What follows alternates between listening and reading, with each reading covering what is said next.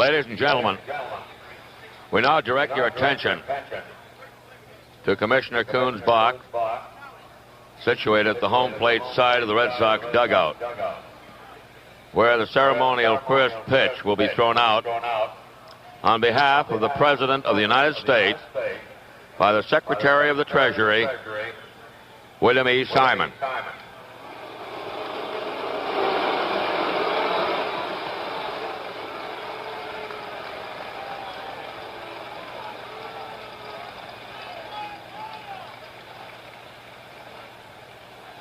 Yeah.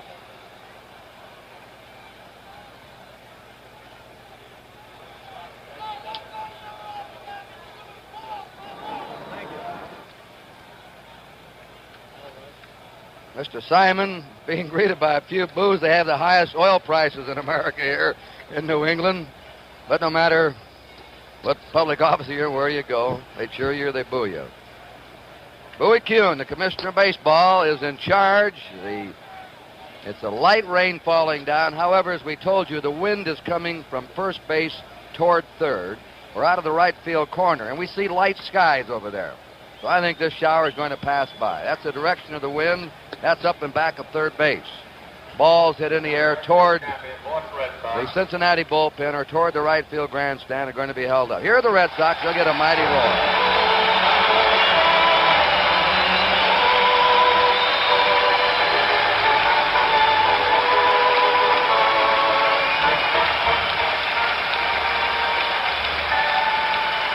Yastrzemski to left field. Lynn is in center. Evans in right. Very well might be the best defensive outfield in baseball. Get some argument from the Red fans, the other clubs, but they can all throw and cover ground, and they're very accurate throwers.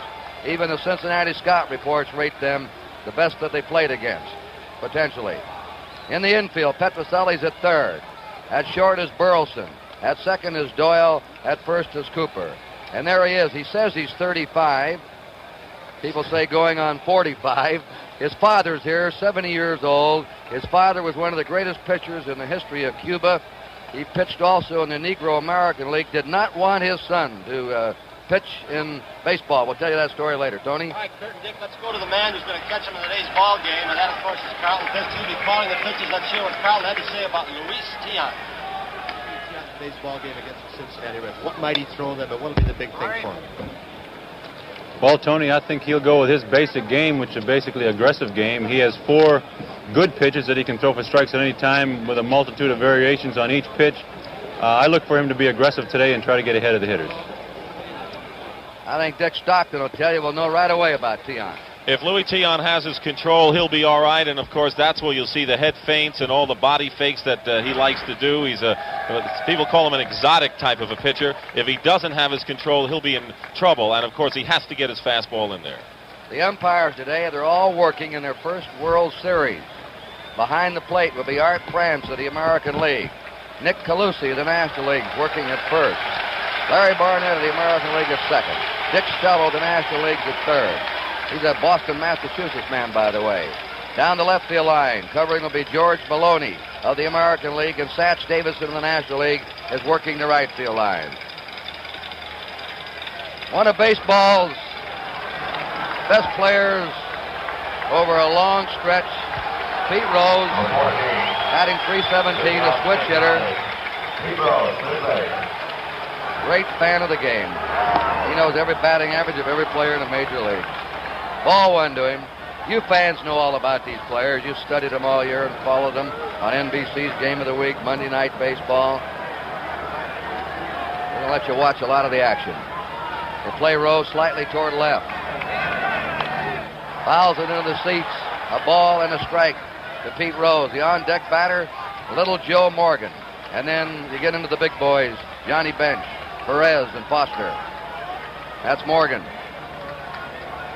That last pitch was a good sign for Tiant. He had the ball by Pete Rose, and if he's got his good fastball, it'll set up his off-speed stuff. He has 6 different pitches that come from everywhere. There's a changeup. That's fouled out of play. I asked him about his knuckleball. He says, no throw knuckleball. Knuckleball, no good. He is a wit of the ballpark. The fans, he may be one of the most beloved players the Red Sox have ever had. He was washed up a few years ago with a bad arm and came back. A miraculous comeback. 1 ball, 2 strike delivery. High and away, 2-2. The A's said last week he had better than an average major league fastball. Of course, that makes all these other dipsy-doodle stuff look pretty good. 2-2 count to Pete Rose. We're just underway. There's his hesitation pitch. That's his hesitation pitch. Look at Pete.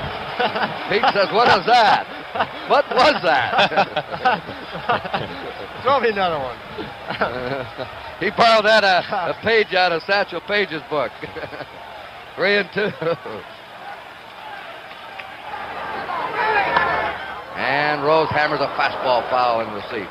Well, this is what Rose likes to do, stay alive and wait for his pitch. Tiant did not win 20 games for the first time in 3 seasons, Kurt. However, in the month of September, once his back problems were solved, he was as good as whole. Rose hit a fastball off young Candelaria down there in Game 3 of the National League for a home run. He's a great fastball hitter. There's another foul. Rose will do this, hang in there tough on you. He's a tough out. He gets a piece of the ball most of the time. It was Pete whose wife Carolyn taped some of the championship series games.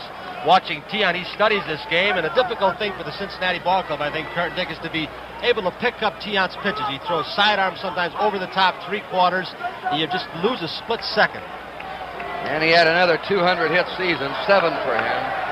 He's chasing Ty Cobb's record. There's a bounding ball to Denny Doyle. Big hop to him. There's the first out of the first game. 1 away. We may have in this series, and it's usually fitting that we do, the 2 most valuable players of their respective leagues. This is a heavy favorite to win the National League, Joe Morgan, and Fred Lynn is a favorite to become the most valuable player in the American League. A remarkable story because he's a rookie. Morgan's been around. Now, Morgan has everything, and maybe like Sugar Ray, inch for inch and pound for pound, he may be the strongest batter in baseball. Look at those credentials. And he can hit a line drive into the right field grandstand here very easily. He's a pull hitter, and he'll pull the ball sharply into the corner. And the corner here is not too far away. He has a line shot to Doyle. 2 down. Well, they've done what they did against the A's. They've kept the rabbits off the baseline so far. Absolutely, and of course, Morgan, like so many of the other Reds, are dead fastball hitters, and Louis gave him a breaking ball right there, and so we can expect to see a lot of that this afternoon. Here's the big gun in the Cincinnati lineup, 28 homers, another 100 RBI season, hit 283. He didn't hit well in the playoffs. He had only 1 out of 13. He had a groin pull the last month, but he was swinging well yesterday in his warm-ups. There's a pitch to the sky. That's his head job saluting the man upstairs. Nothing in 1. He's fun to watch. Not fun to hit against. 2 down, nobody on. Johnny Bench, the batter. First inning. They have a shift on against Bench. I'll tell you an interesting statistic, and it's a very odd statistic. Johnny Bench hit over 50 foul home runs this year. 50 foul homers. Now, with a 315-foot wall, some of those foul balls may not be foul by the time they get to the wall. 2-strike delivery. High and away. Kurt, that's one of the reasons why Bench pulls so many balls foul in the left field corner, because they change speeds. I mean, he's an excellent fastball hitter. They pull the string a lot. 1-2 pitch. Threw him a high fastball. He just showed him that one. Get him thinking a little bit. 2-2. Another tremendous right-handed slugger's on deck, Tony Perez, who should be at home in this ballpark. 2 down, bases empty. 2-2 pitch. Way inside, 3-2. Dick, there's Perez. Tiant does not look as sharp to me with his control as he did against the A's in the playoffs. No, he is not so far, Kurt. Of course, I think what he has to rely on is keeping the hitters off balance. It was successful against Oakland, and so far off the first 2 batters, he has been successful there, but he has fallen behind. 3-2 delivery. There's a fly ball, shallow right. Evans is waiting for it, and the Reds go quietly down 1-2-3 in the top of the first. At the end of the first half inning, they'll score. I asked Johnny Bench before the ball game how the young but experienced in postseason play Don Gullett will pitch up here in Fenway Park, Boston, with that left field wall. Here's Johnny. Don Gullett will be Don Gullett today. He knows no other way to pitch. Mostly we'll go with the fastballs. You'll see a fork ball, and we'll try to mix in a curveball and slider against some of the left-hand pitchers. But because of the Green Monster, we're not going to change too much. We have our scouting reports. We're going to go to their weaknesses, and we're not going to let any Green Monster bother us. All right, Johnny, you sized it up pretty well. You got to play your own ball game in this part. Only one left-hander starting was a winner here this year, and that was young Waite of the Cleveland Indians. But a left-hander can win here easily if he has overpowering stuff or a sinker ball or screwball the way Mel Parnell used to have. And Gullett is overpowering. Bill Lee is going to pitch tomorrow for the Red Sox, has that sinker ball, and he's been successful here. White Evans is the leadoff batter. This is a strange spot for him. With a designated hitter, they'd have Cooper Beniquez leading off. Here's the first pitch by Gullett, and it's fouled back, and Evans was ripping away at a fastball. Gullett's fastball rides in on you, sails away from you, has a good curve and a forkball. He has the best active record of any pitcher in the major leagues in win and loss percent of over 100 decisions. He's won 80 and lost 41. Oh, he can pop that ball. I want to tell you, he's just 24. Real greatness ahead of him. Broken thumb, missed 2 months and still won 15 games this year and lost only 4. Swinging late on him, a ball and 2 strikes. Denny Doyle's on deck, and then Yastrzemski. The way they've been getting him out, Kurt, Dwight Evans, is to feed him some off-speed pitches. But if you make a mistake, he can take you deep. Oddly enough, that bottom piece of literature shows Gullett has already pitched in a World Series. There's a ground ball, base hit. Jack Gullett. There goes his no-hitter. Gullett is starting his 5th World Series game. He's only 24, and 35-year-old Tiant's never pitched in a World Series game. Kurt, that was Gullett's fork ball. He'll throw 8 or 10 of them during the course of the game, but in this ballpark, I think it's very important that he establishes he can get a change of speed, pitch over the plate. If they keep laying back to the fastball, eventually he'll get hurt. He'll go some games, so 8, 9 out of 10 pitches fastball. Here's Denny Doyle. What a name for the Red Sox. What a job he did after he joined them from the Angels, hitting .298. He's an excellent bunter, by the way. The best bunter on the Red Sox. One of the things the Red Sox did to get them here, Kurt, they executed well. They played good, sound, fundamental baseball, including moving the runner over, hitting the cutoff men in the outfield. These are the things that the Red Sox, and Denny Doyle especially, excelled in. That's how you win. The Reds do the same thing. Runner on first. And the bunt. Beautiful bunt. Perez tags him out. Down to second is Evans. Doyle can lay that ball on a dime. Kurt, there's an indication that Darrell Johnson, the Red Sox manager, thinks it might be a low-scoring game, and of course the weather still might be a factor. Doyle and Burleson have been very effective maneuvering with the bat during the season.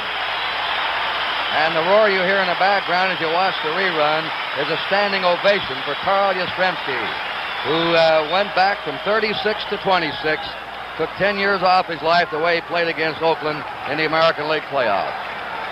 Captain Carl, the hero of the impossible dream in '67. Low and outside to him for a ball.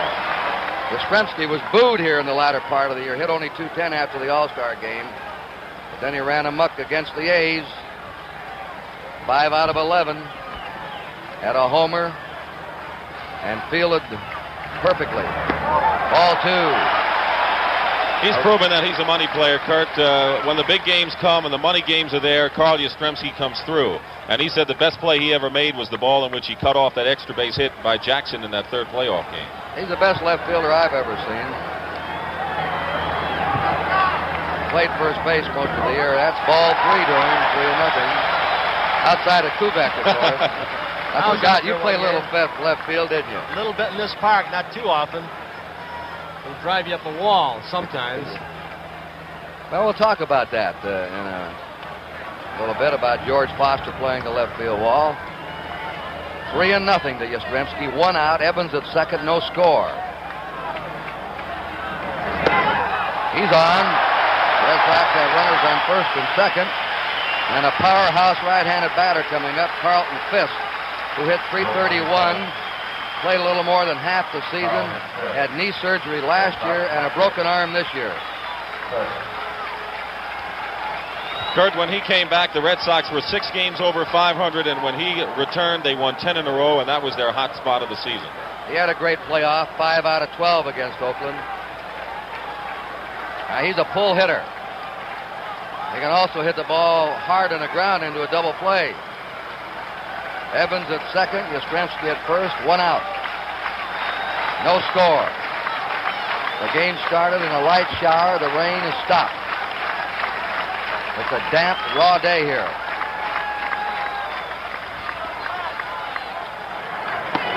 Fastball strike. 0-1 to Fisk. A left-handed batter. The rookie of the year of the American League, Freddie Lynn, is on deck. Evans, the lead runner. Yastrzemski at first. They can both run. Pop up, out and back a second. Morgan backpedaling. Infield fly rule called. Batter automatically out. Runners advance at their own risk. 2 down, and here's Freddie Lynn. Listen to the ovation for him.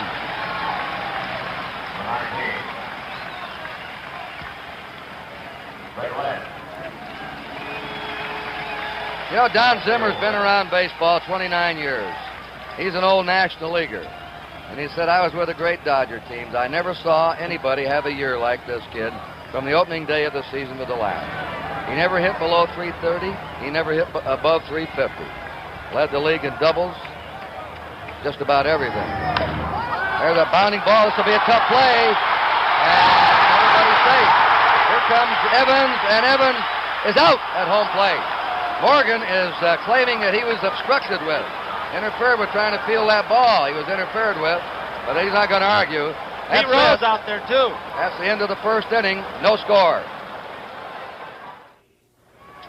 Here's a play that was argued on a little bit. Yastrzemski, and the rule reads that he was supposed to give Morgan a pass. It was interference. It was not called. But watch this play by Concepcion. Getting the runner. Zimmer sending him on. Dwight Evans. Concepcion with a fine play.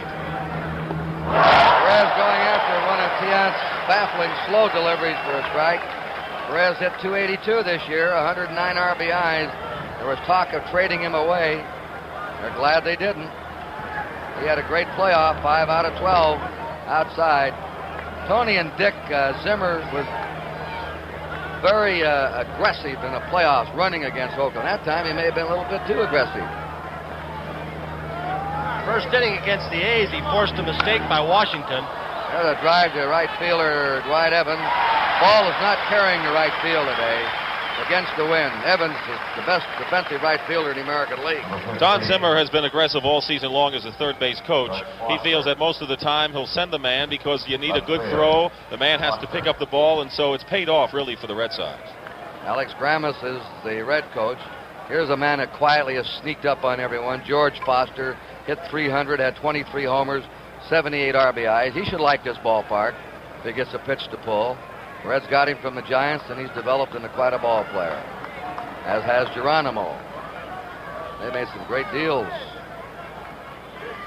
1 out, nobody on. Tiant overhanded for a strike. He comes everywhere but between his legs, and he may do that in the ball game. Sidearm, 3/4, overhand. That's a line shot to shoot. 2 down. Reds have hit 2 line drives for out.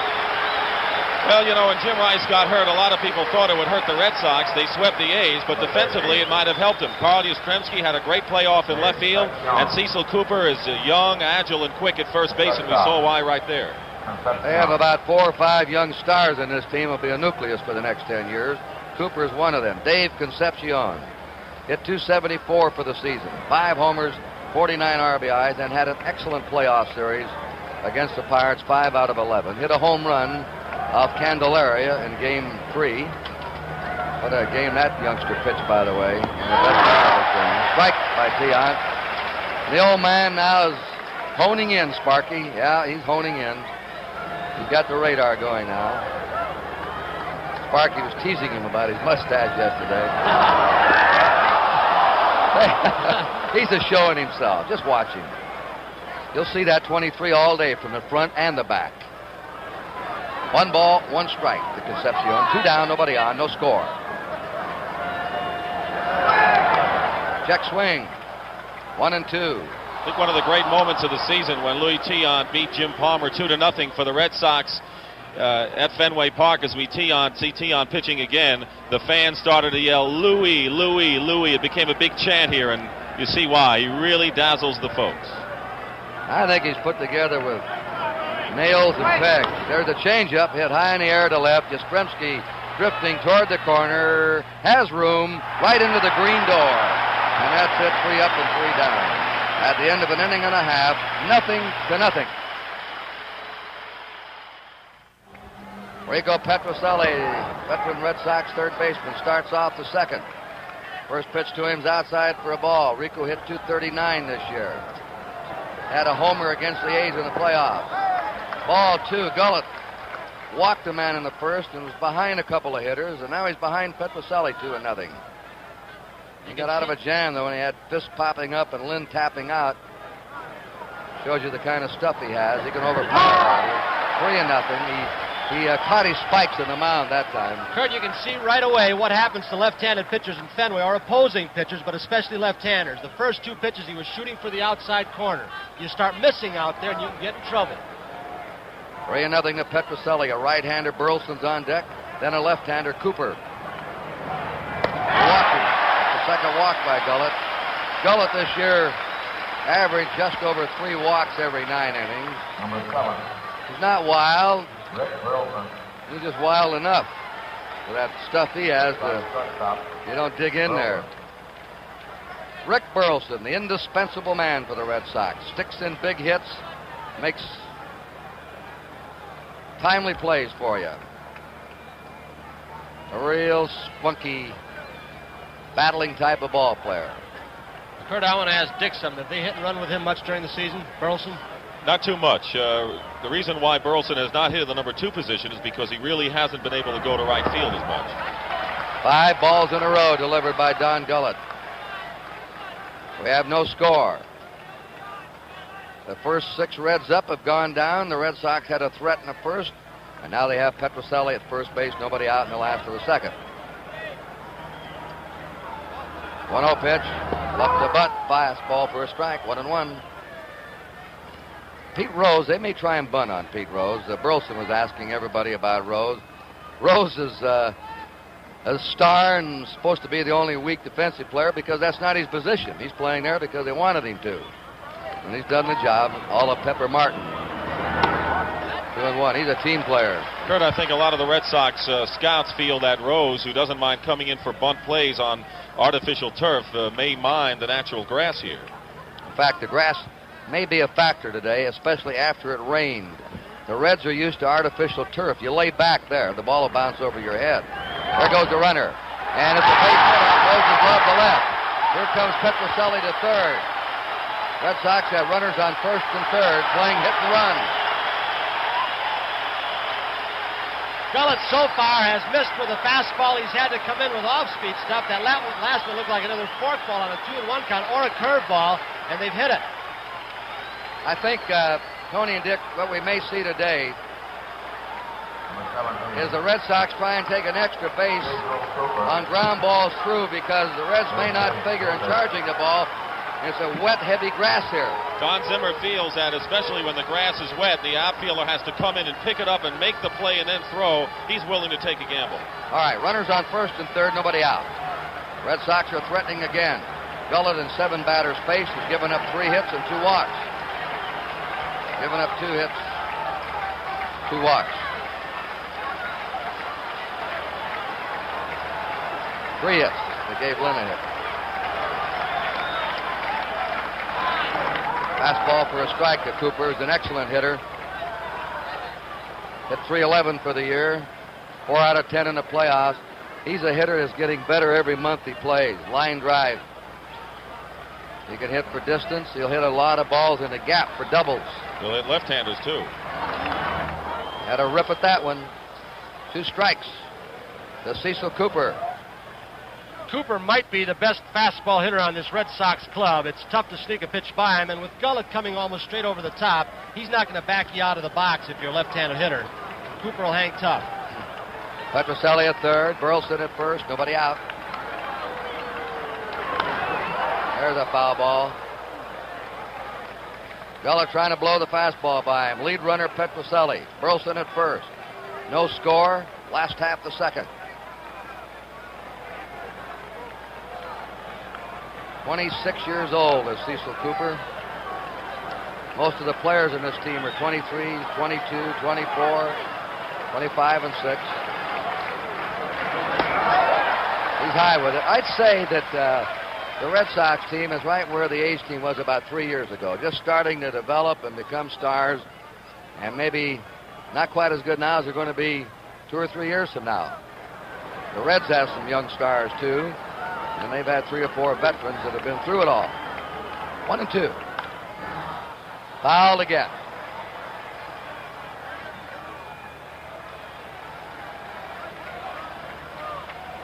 I think it's interesting, Kurt, that during the championship series against Oakland was supposed to be the team that was going to run wild. And on the base pass anyway, the Red Sox pressured the defense, and the same is happening, although it's early yet today. They're running the bases. Zimmer's got them moving, as does Darrell Johnson. The A's did not steal a base against the Red Sox in the 3 games. 1 ball, 2 strikes to Cecil Cooper. Got him on a high, hard one. First strikeout recorded by Don Gullet. And here comes Louis Tiant.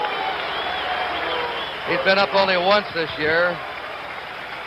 In fact, he's the only Red Sox pitcher who's been to bat in the last 3 years.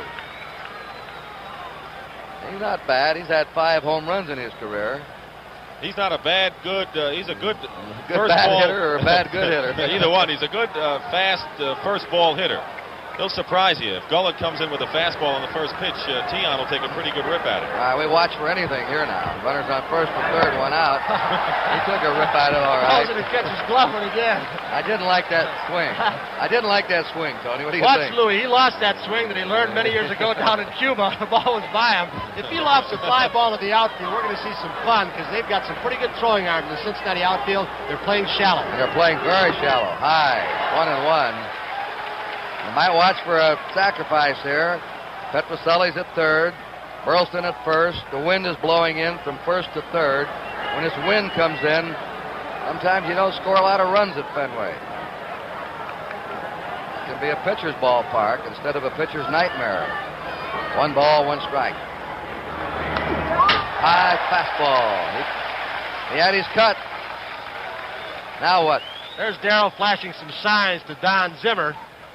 Even with 2 strikes, he may switch to keep out of the double play. Keep something going, have Tiant try and lay one down. He's out of the double play. He's even laughing at Tiant. 1 ball, 2 strikes. Runners on first and third, 1 out. Struck him out on a curveball. That's 2 strikeouts, and Gullet is pitching in the clutch when he's had to. He had runners on first and second, 1 out. Pitched out of the first. Runners on first and third, nobody out, and it struck out Cooper and Tiant. Dwight Evans coming up. Evans, single to left his first time. Here's a fellow that I think defensively has already proven it, but is not yet, Dick, as good a hitter as he's going to become. No, he didn't start hitting until August of this season. Really was in a slump early. In fact, Bernie Carbo played most of right field until the latter part of the year. All right, 2 runners lead away. 2 down. He was trying to go to right field with that outside pitch. That's the way to do it. Don't try and pull that fastball of Gullet's when it's outside to you. Just pop it up or ground it out to the right side. The right fielder today playing shallower for both clubs than he normally would with the wind blowing in from that direction. Foul back. Gullet has him 2 strikes. Here's a fellow, one of the great foul ball catchers. So is Fisk in baseball. Neither one will have much room to operate today. They'll have a lot more room in Cincinnati. Most foul balls are in the seats here. 0-2. And fans can reach right out and touch the ball players at Fenway. Fly ball down the right field line. The wind may keep it playable. It does. And Griffey has it in foul ground to retire the side. No runs, a hit, 2 left at the end of 2, no score. Al Tiante will face the talented young Ken Griffey, who beat out 38 infield hits during the year. He's been clocked in 3.5 going to first base. He's developed into quite a ball player. Was born in Stan Musial's hometown of Donora, Pennsylvania. And the infield is in on him. You have to play in and unload that ball quickly. Strike. El Tiante has not allowed an earned run in his last 27 innings here at Fenway Park. And that's pitching, my friend, in this little ballpark. Griffey, Geronimo, and Gullett. Change up. Doyle grabs it, throws to first, and got him. Good play. Red Sox season change when Denny Doyle joined them in Kansas City in mid-June. The big acquisition. He has been a spark, and it's interesting that on a change of speed pitch, normally a second baseman would be breaking toward first base because he would pull the ball more. But Doyle got an excellent jump. Going to his right. He scraps every minute, as does his partner at around second base, Rick Burleson. You know, Tony, he's a winning player that never had a chance to play in a winning team. Finally got his shot. Cesar Geronimo, the batter. He hits a high smash right center. The wind may hold it up. Freddie Lynn's calling for it. 2 down. I told Fred Lynn Saturday night in a parking lot, I said, I broadcast Joe DiMaggio, Dominic DiMaggio, Jim Pearsall, 3 of the best. You're the most deceptive center fielder I've ever seen. He looks like he's not covering any ground. He just glides to the ball. Makes plays look easy. And we'll see 2 of the best today in Geronimo and in this series, Geronimo and Lynn. Kurt, they talk about pitchers not hitting well. The championship series against Pittsburgh, the man coming out of the dugout, Don Gullett, he popped his first major league home run. Dizzy Dean would have loved him. Larry Demery, pitcher for Pittsburgh. That was a big hit. That made that game easy for Gullett. He has 2 comparatively good seasons back-to-back, 238 and 226. Any pitcher that hits over 200 is doing a good job. 2 down, nobody on. The Reds have actually hit the ball harder than the Red Sox, but haven't had a base runner. There's a high fly to Yastrzemski, an easy play in left field. Captain Carl has it. Only 4 pitches for Tiant in that inning. No score, 2.5 gone. This is our handheld camera peeping out of the scoreboard right behind George Foster. We had some marvelous shots with this camera in the American League playoffs. Well, the story is Tiant's retired 9 in a row. Some of the balls were hit hard off him, though. While the Red Sox have had 2 men on in each the first and second. But then young Don Gullett settled down and got him out. Now it's Doyle, Yastrzemski, and Fitz. 2 left-handers and a right-hander. Doyle fouls it out of play. We told you before the game, the wind is so important in any park, but especially at Fenway. And the wind today is coming off the river, in from the right field corner toward third base. And it's holding up balls in the center field and the right field. What a curve he's got. Just drops off the end of the table. They call that a strike on him. They appealed to Dick Stallo at third. He said it was a strike. He committed himself. Well, that's the way they have to pitch to Doyle, because if you come in with the fastball, he can line a shot down the right field line into the grandstand. He's hit 4 homers this year. Playing Doyle very shallow in left center, Geronimo. He usually plays deep. There's a sharp hit ball to Joe Morgan at second. We have 1 down for the Red Sox. And after the first 2 innings, they had their leadoff man on. Doyle goes out. Red Sox, before they sold all their players to the Yankees, won more world championships than any team in baseball.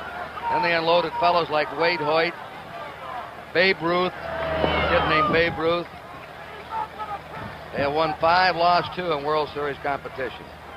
They lost to the Cardinals at modern times, 46, 7 games, and to the Cardinals at 67 in 7 games.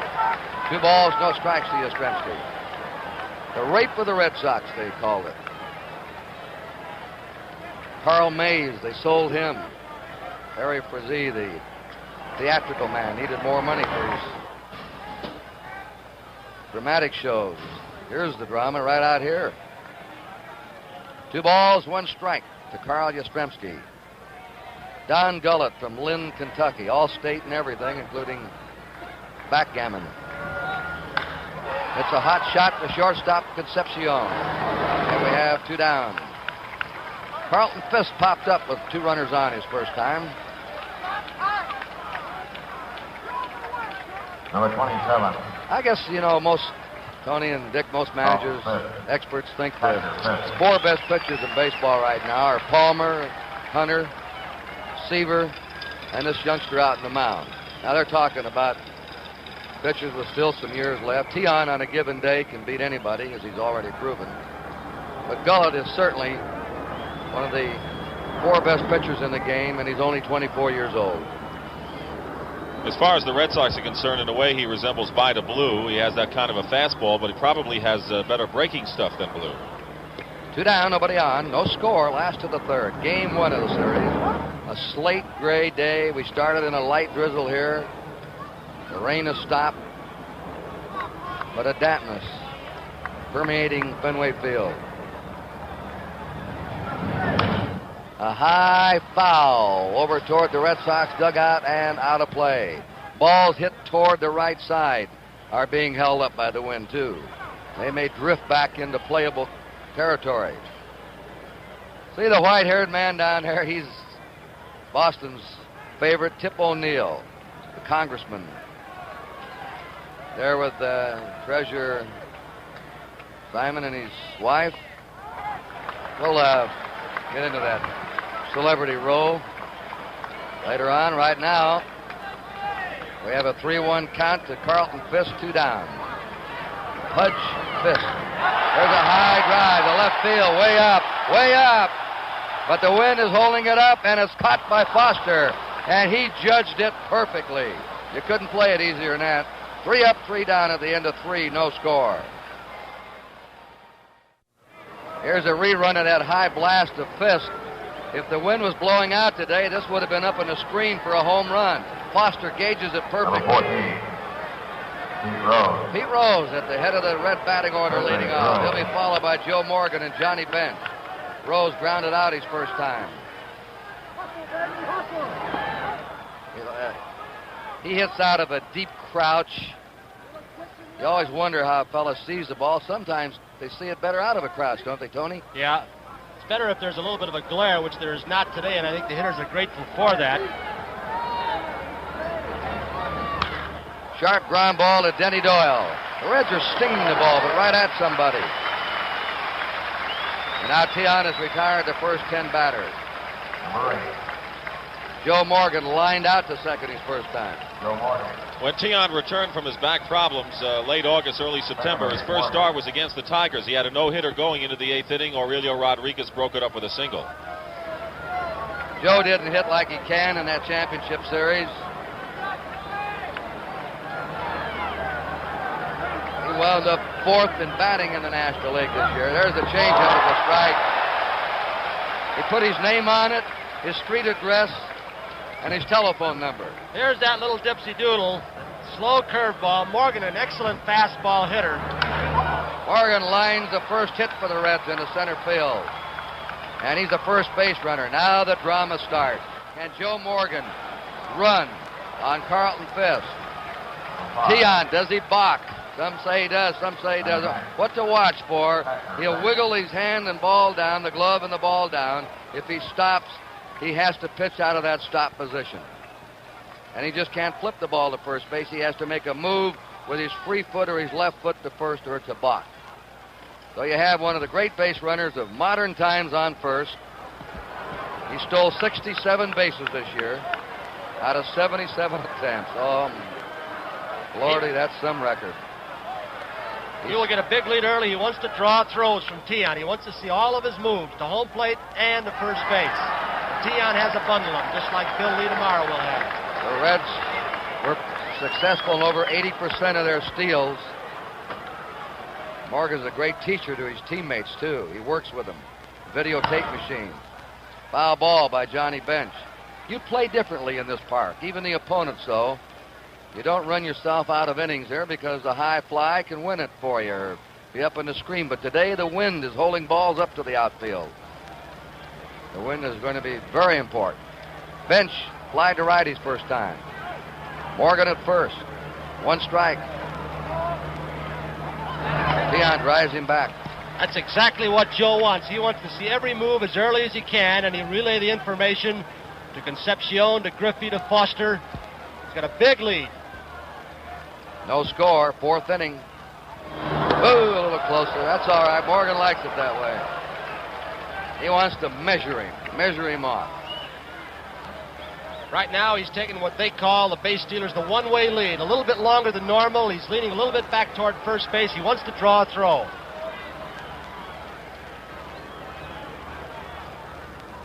Whoa! Oh, the Fenway Park fans, they had him.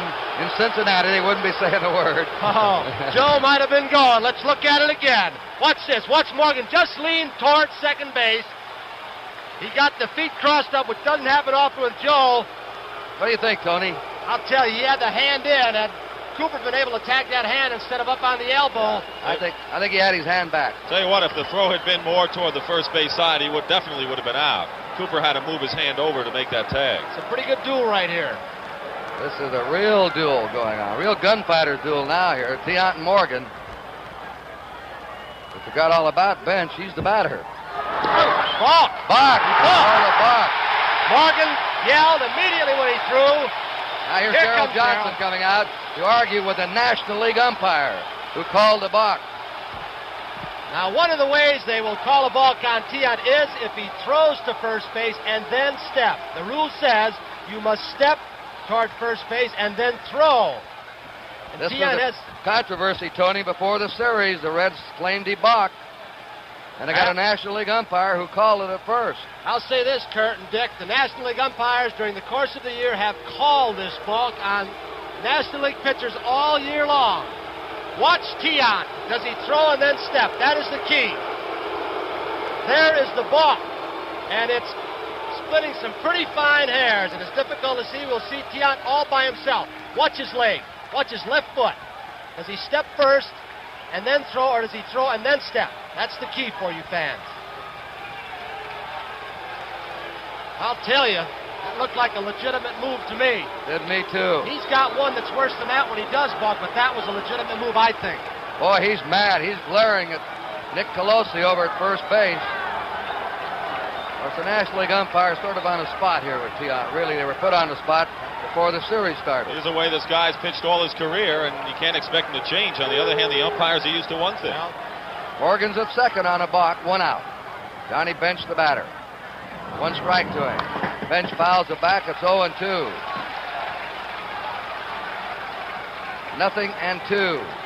It did not look.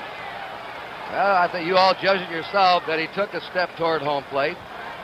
Took that legitimate step toward first. well, he wasn't called for a balk all of 75, and he claims Boy, the he Red hasn't been Sox called are giving for it a to balk. Colosi. He throws Colosi somebody now out, is I pointing believe. in. See. And Darrell Johnson, they're on him now. They're really on him out of the Red Sox dugout. Umpires will be much more patient during the course of a World Series. They're That's Bernie instructed by the Carbo. commissioner's office. Bernie to be that Carbo way. used to play in the National League. They've got the explosion starting already here. Tiant's the central figure. There's a high fly. That'll be blown into the seats down the left field line. Tiant's mad, his manager's mad, and the Red Sox squad's mad. And while they all cool off, we'll pause for station identification. This is the NBC television network.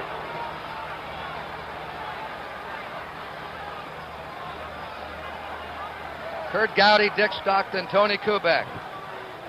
Louis Tiant has balked Joe Morgan II. The Red Sox fans and team are on the National League umpire at first, Nick Colosi. Meantime, the count to Johnny Bench is 2 strikes. There's no score in the 4th inning with 1 out. Watch Morgan. He can go to third. Tiant knows it. Doyle trying to keep you close. Outside. A ball and 2 strikes. Kurt, I think what we've seen so far in this controversy, and it's a pretty good testimony that just possibly umpiring should be under one jurisdiction, maybe the commissioner's office. So they umpire the same way in both leagues. Same strike zone, same ball calls, same interpretation of Well, rules. you don't understand how the World Series is played under different sets of rules in the regular season. American League uses the designated hitter, the National League doesn't. I'm just reporting facts, and yet in the World Series, they play the National League rules. Also, the position of umpires on second base calls, also the chest protector being worn inside and out. So there are differences, there's no question about it. 2 balls, 2 strikes to Johnny Bench. Bench played as a pull hitter to left field. and back deep.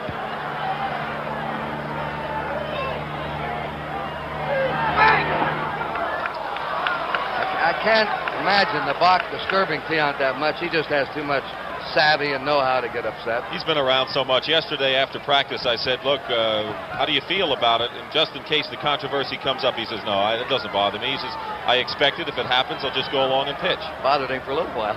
He walked over and said something to Colosi. 3-2. Johnny Bench, he had a 2-strike count. Now he's leveled it off.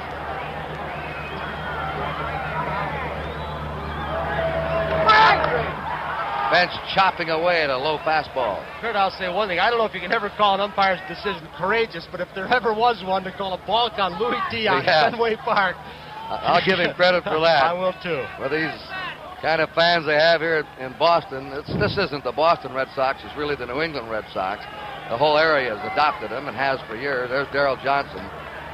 Joe Morgan singled after 1 out, the first hit, the first base runner, and then went to second on a balk called on Louis Tiant. 3-2 delivery. Bench pops it foul into the seats and back of first base.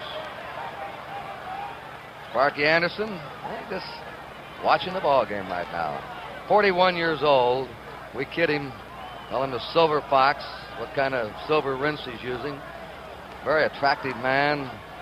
He's personable. He's enthusiastic. Yet he keeps a stern hand. Demands no mustaches, no long hair with his players, ties, jackets.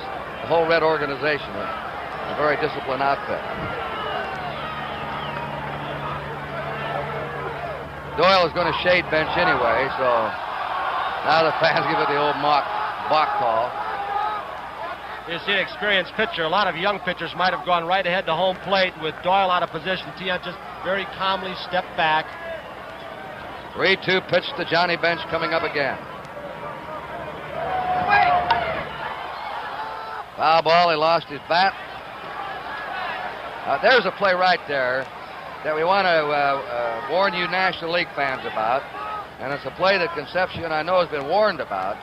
When a ball goes by third fair, and we've talked about this all during the years on the game of the week, and hits that jutting out portion of the stands, the shortstop must field that ball, not the left fielder, which is just another one of the tricks of this ballpark.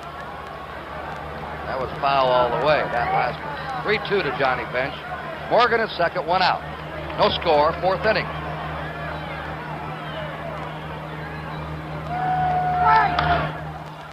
Again a foul ball. Bench had his problems in the championship series. He struck out a lot, and this is no excuse for Johnny, but he was in a collision at home plate earlier in the year. He injured his left shoulder. He has not been able to get the bat out almost all season long on fastballs high and tight. And ordinarily, Johnny is an inside hitter. He likes to pull the ball, likes the ball in a little bit.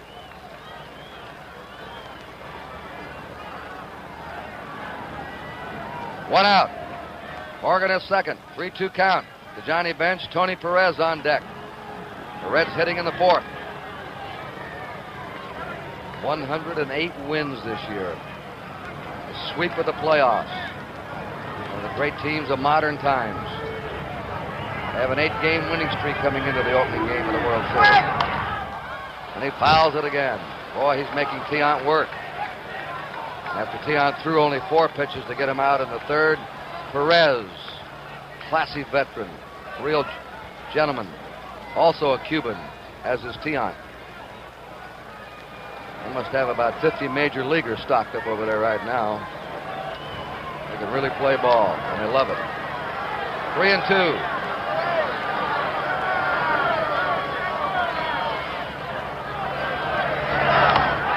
Just a piece of it. This is about the same thing that happened to the Oakland A's against Tiant. They thought they were on his fastball, but they were just missing it, just behind it, popping the ball to center field. Let's look at Bench's swing again. A little bit behind it. Pitch was right in the heart of the plate, Tony. He'll surprise you. With all the different motions, the fastball is on you quicker than you think. Joe Morgan getting his lead at second. 1 out. No score. 3-2 to Johnny Bench. There goes Morgan. And has popped up. Carlton Fisk will have a play on this one. The wind helped him. Kept it out of the box seat. Morgan had a tremendous jump on Tiant. Line drive at somebody. We'd have had a double play. You know, everybody all week long have been asking Carlton Fisk about the Cincinnati runners. He says, you know, you can judge a catcher by other things besides his throw to second. How he calls a game, how he sets up, how he handles pop-ups. And Fisk, all he has heard in the playoffs and here in the World Series, Oakland's running, Cincinnati's running. I think today we're watching the two best catchers in baseball. I mean, for their ages, what they can do with a bat, throwing. Munson's not bad. Munson's a great player. You always get on Munson. I think he's one of the best and a tremendous competitor.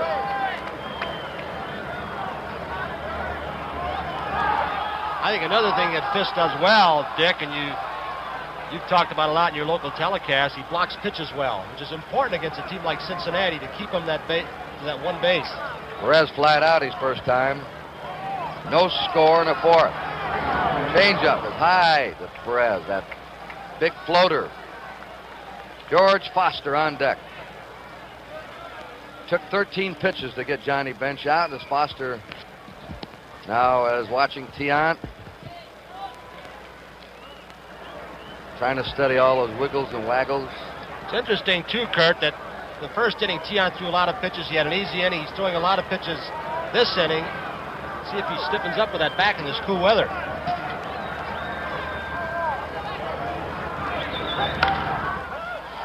Let's see if this one is out of play. It's coming back toward the netting. 1 ball, 1 strike to Perez. Perez became the all-time Cincinnati RBI leader on September 2nd, passing quite a ball player and hitter Frank Robinson. He has now driven in 1,024 runs in a red uniform.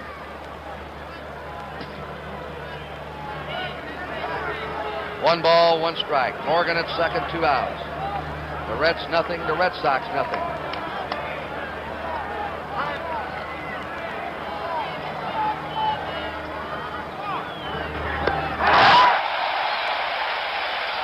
Right by him up the ladder. He had him just climbing up. A ball and 2 strikes to Perez. Tony used to be a third baseman. They moved him to first. They say they're going to move Bench to first or left field later on to prolong his career. They have a good young catcher named Werner. Louie. Fans start chanting. 1 ball, 2 strikes. He's got him. No run. 1 hit, 1 left. At the end of 3 1/2, no score.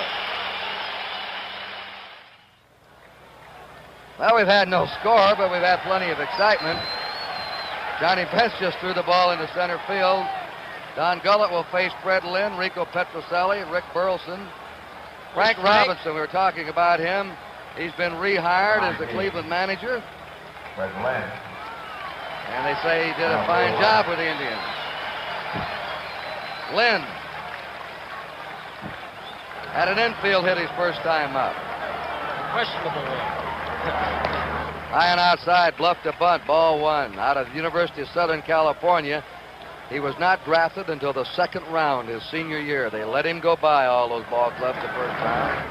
So the scouts are not letter perfect. They got some bad reports, surprisingly enough. They said he couldn't hit left-handed pitching, that he'd want too much money. There were a lot of negative reports about Fred Lynn, and that's why he lasted that long. The Red Sox are glad he lasted. And count now to him, 1 ball, 2 strikes. Said he's used to playing on winning teams, except for Pawtucket in the minor leagues. He hits a foul back toward our way. 1 ball, 2 strikes to Fred Lynn. He does everything. Hits with power, runs, throws, and was just born to play Major League Baseball. Has the instinct to make the right play. Really had 4 homers in 1 game this year. He had 3 homers, a triple that missed a home run by how far, Dick? By about 2 feet off the left field fence in Detroit. In fact, that was the game that really projected him into the national picture. 10 RBIs in that game.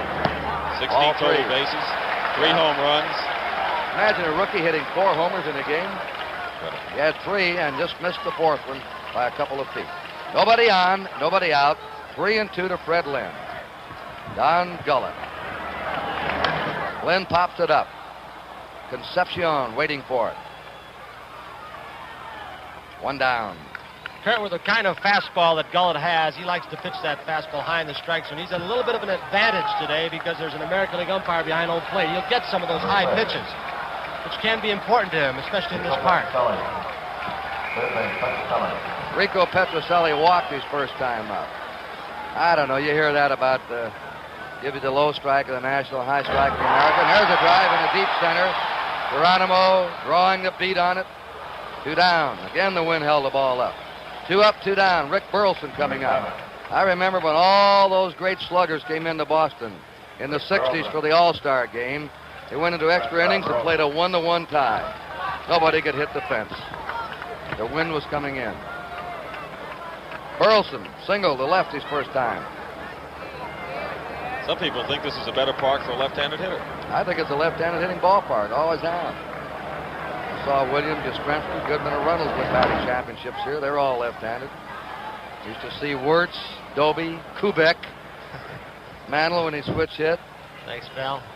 You did. You hit well here. Now, what about you? Were a left-handed hitter. Did you like to hit here? Yes, I think most left-handers will tell you they do. You've got a spacious part of the park. It hurts a home run hitter a lot, but the line drive hitter, it helps. Plus, they give you pitches inside you can handle. Right-handed hitters, it'll help some, but it has hurt as many as it has helped because they try to pull the ball too much. High ball. 1-1. Let's get a shot behind home plate. The background is what the hitters like. The white ball comes out of the green wall. Straight background. There's a base hit by Burleson in the right field. That's his second hit in a row. All the hitters love the background here. Because that wall is so high in front of the center field bleachers that the crowd doesn't bother. Now there's that green wall, and that ball really looks big when it comes in. You may not hit it, but it looks pretty good to you. A lot of fly balls go out for home runs, but then a lot of line drives that normally would be homers go off the walls for singles or doubles here. Red Sox have 4 hits. The Reds have 1 hit. 2 down. Burleson at first. Cooper up. Struck out his first time. Fouls it back. 0-1 to Cecil Cooper. Yeah, he got going the last half of the year.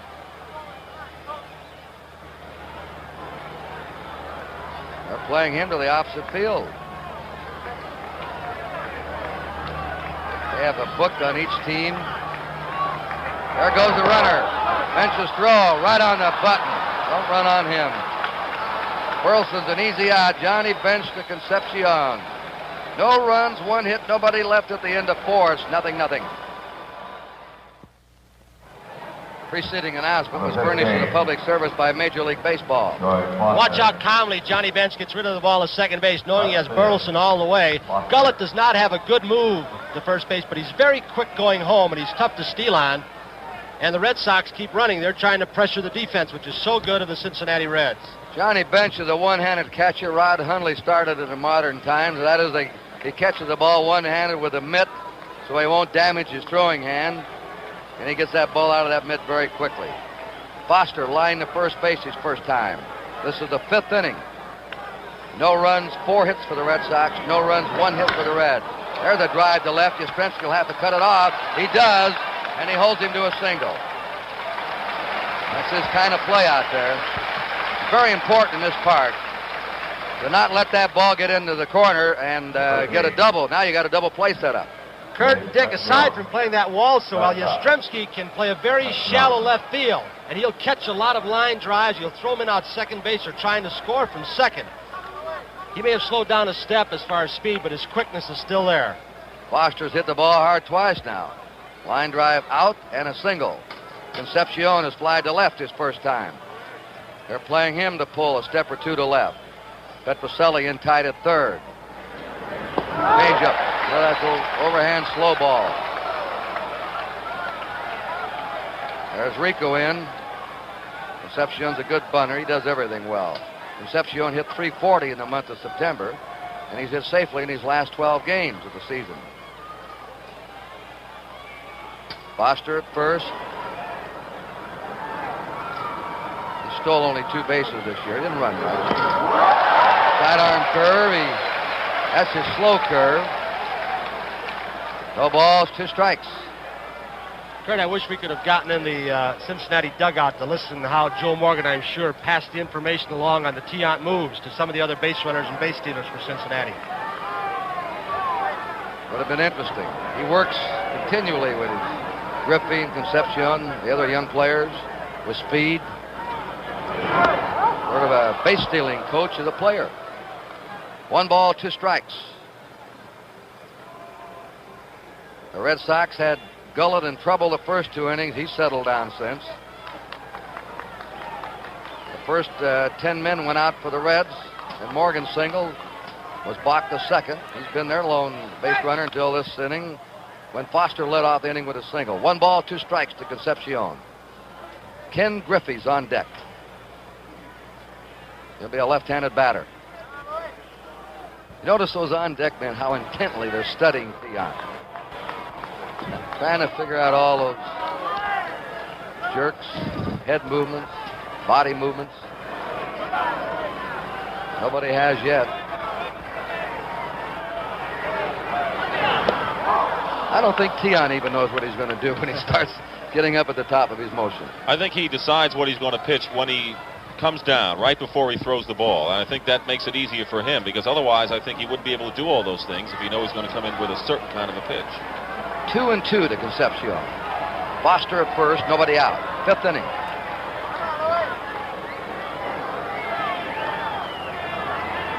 Wiggle waggle, now stop.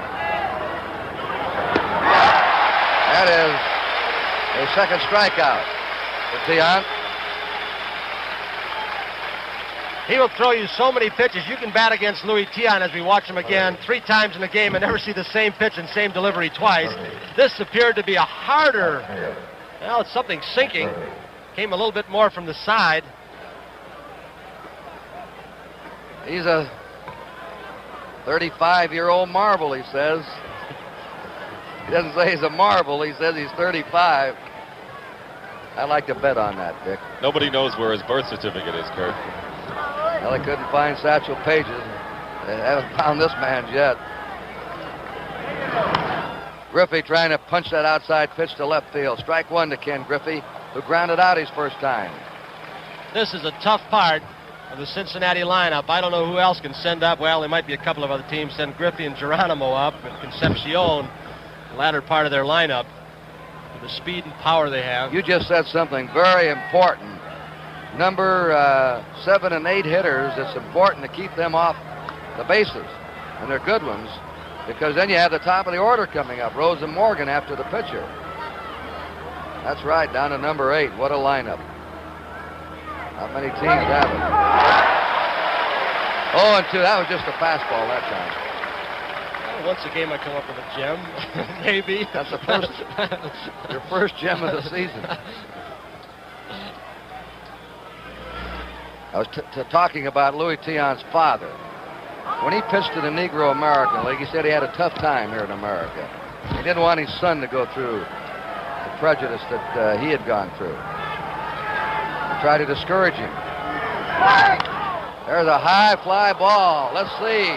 That ball is going to be foul. Satch Davison of the National League going down the line, a sail foul. So I said to Tiant, he has a little boy. I said, do you want your boy to be a Major League Baseball pitcher? He says, no. I said, he wants to be a hockey player. Well, they have a lot of rinks around here, summer and winter alike. The youngsters, they love their hockey up here. No balls, 2 strikes.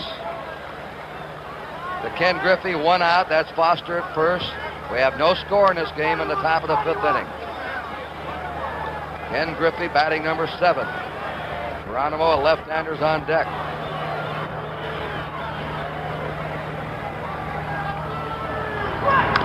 Check swing, hit to Petrocelli. Fast man. He has him. 2 down. Foster moves to second. You're not forced too many mistakes against the Red Sox either. They've been steady. And watch Petrocelli. He knows even though Griffey has great speed out of the box, he has time because he did not get a good jump on the check swing. And very calmly threw him out easily. Rico's going to retire every year. Now I think they're talking about whether they want to put Geronimo on and go against Gullett? I would think they would. Of course, they're talking over right now. Listen, if you think you can get him out or get him to go after a bad pitch, hit the ball weakly, you've got your pitcher leading off next inning. But that first base open, a left-hander up, the percentages anyway right now would be to put him on. The A's did not do that against the Red Sox a couple of times. Alvin Dark took a shot, and he probably had good reasons for it. Neither did Darrell Johnson. He pitched to Reggie Jackson with first base open. Reggie Jackson hit a home run. Pitched to Claudell Washington the next game with first base open. He drove home a run. And they're going to walk Geronimo and pitch to a better-than-average hitting pitcher, Don Gullett. Not surprising. Darrell Johnson has really played the percentages all season long. That's Louis' boy, isn't it? Yep. Louis Tion's son.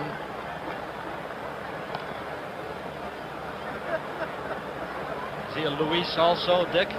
Yes. His father was one of the great pitchers in the history of Cuba. Great emotional moment when the Tion family arrived at Logan Airport in Boston. Louis just broke down, as you might imagine. All the photographers and newsreel cameramen were out there to record it. And he's an emotional guy, Louis Tion. Well, he's a grand fella. Everybody likes him. Very witty. Fun fellow to be around. And Dick, his father has seen him pitch some ball games, some of the greatest of his career, under the most intense pressure he's ever been under, fighting for the championship. All right, Don Gullett has a chance to help himself. He flied to left his first time. We have Foster at second, Geronimo at first, 2 down. No score, 5th inning. That wind is still blowing in from first to third. It's had an effect on the pitching and hitting of this game. Strike to Gullett. Stiff wind. Hasn't let down a bit. Tomorrow, surprise, Lee will pitch for the Red Sox. He's had a bad elbow the last month. And Billingham will go for the Reds. Game 2 at the same time. Pops it up. Fisk gives way to Petrocelli. The side is out. No runs, a hit, 2 left. We're halfway through and a score, 0-0. Well, to use the old baseball cliche, good pitching will stop good hitting. That's what's happened so far with Gullett and Tion mastering the hitters. Now it's my pleasure to turn the play-by-play mic over to Dick Stockton. This was his first year telecasting with the Red Sox. He had a memorable season, and he made it very pleasurable for the fans in New England. Dick, welcome to NBC. Thank you, Kurt. Good luck. Thank you, Tony. Cecil Cooper will lead off. He was at the bat when Rick Burleson was thrown out stealing in the 4th inning. Cooper struck out his first time up on a high fastball from Don Gullett. Scoreless game. They expected a lot of runs to be scored here, a lot of home runs. But through the first 4.5 innings, nothing to score.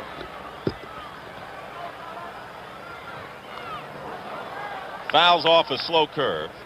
Cooper, a good fastball hitter, as Tony mentioned, likes to hit line drives to all parts of the ballpark. He will probably pull the ball a little bit more against a right-handed pitcher. Left-handers, Geronimo shading him slightly toward left center. They give him the gap in left center field. The count is a ball and 2 strikes to Cooper. There you see the outfield alignment. I haven't seen many teams in the American League play Cooper that far down the left field line. They play him like a right-handed pull hitter. Swings and misses, and that's the way to pitch to Cooper, outside. He got him with the fastball, so Cooper goes down for the 2nd time on strikeout. Gullett's 3rd strikeout of the game.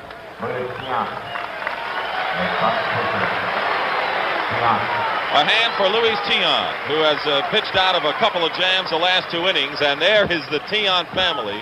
What is he swinging around up there, Dick? Oh, that's a loud horn that Maria Tion, Louis' wife, had when the Red Sox wrapped up the American League pennant in Oakland. And she was heard all over that airport in Oakland. Ball 1 to him. As Kurt mentioned, Tion came to the plate 1 time this year. 1 ball and a strike. One thing, he's getting his swings in.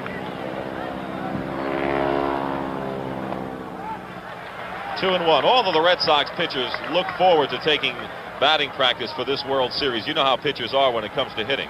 And they couldn't wait when they put up that batting cage for Rick Wise and Dick Drago, Cleveland, and also Louis to take their swings. Swings and misses, foul tip into the mid of Johnny Bench, and it's 2-2. Rick Waite's the only left-hander to beat the Red Sox at Fenway Park this year in a starting role. And a cheer for Tiant. He got a piece of it, fouls it back. The kind of left-handers that usually have success, as far as I recall, against the Red Sox are the guys who throw the little curveball, the change of speeds, a little screwball, a Freddie Norman type. Spot pitchers. Another foul back by Tiant. In fact, breaking ball pitchers who threw to spots caused problems for the Red Sox all year. They had no problem with the likes of a Vida Blue or a Nolan Ryan or a Bert Blyleven. Ed Figueroa, for example, beat him 3 times. I think that's true of both ball clubs in this World Series. If you can get a guy who gets his breaking stuff and changes speed stuff over, it can't be beaten. And with Gullett's proven otherwise right now, he's throwing the ball hard.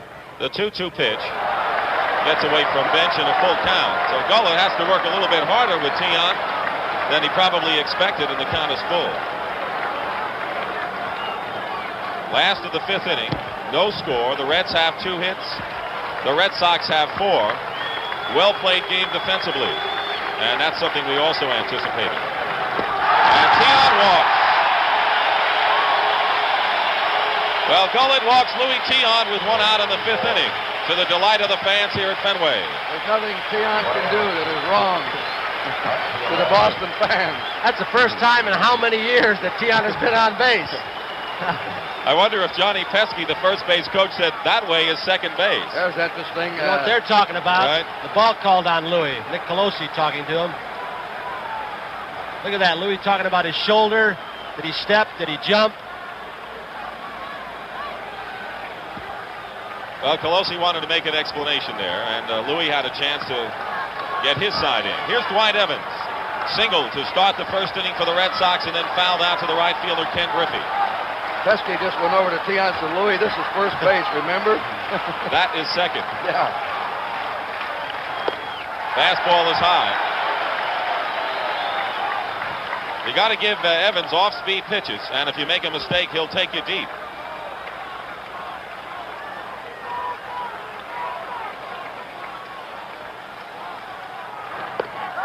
Another fastball high, and it's 2-0.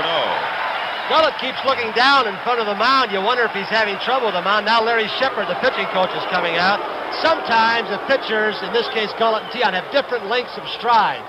When that front foot hits, they dig a different hole, and Gullett may be landing on the downslope or upslope. We don't know which.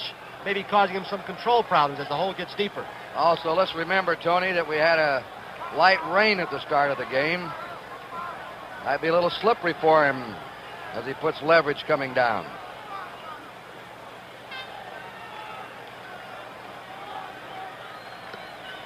He is a youngster, but he has been in postseason play before, and he's done well.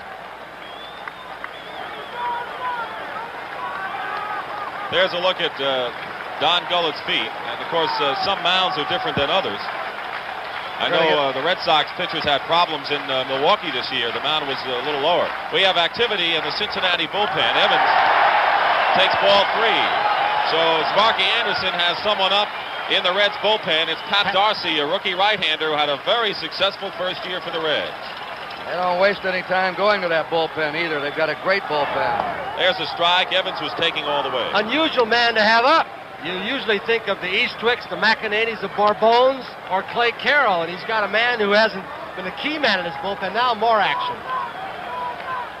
A left-hander gets up, and it's popped up to short right field. Joe Morgan waving everybody off. He makes the catch for out number 2. Red Sox didn't make any mistakes against the A's. The Reds made very few mistakes all year. They led the National League in fielding. They set a record of consecutive games without an error. They went 15 games in a row in the regular season without an error. Denny Doyle, and you can see he was a red-hot hitter in the last few games of the season when the pressure was really on the Red Sox shoulders. Doyle sacrificed his first time up and then bounced to Joe Morgan at second. Wields a good bat, can go to left, sometimes serves base hits to left and right center field. And there's a blooper in the right field for a base hit. holding at second is Tiant, and the Red Sox had their 5th hit off Don Gullet.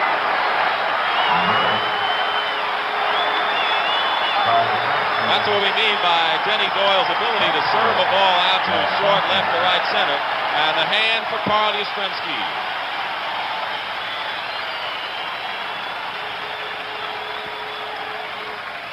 Pat Darcy is the right-hander, and the left-hander working with him in the bullpen is Freddie Norman.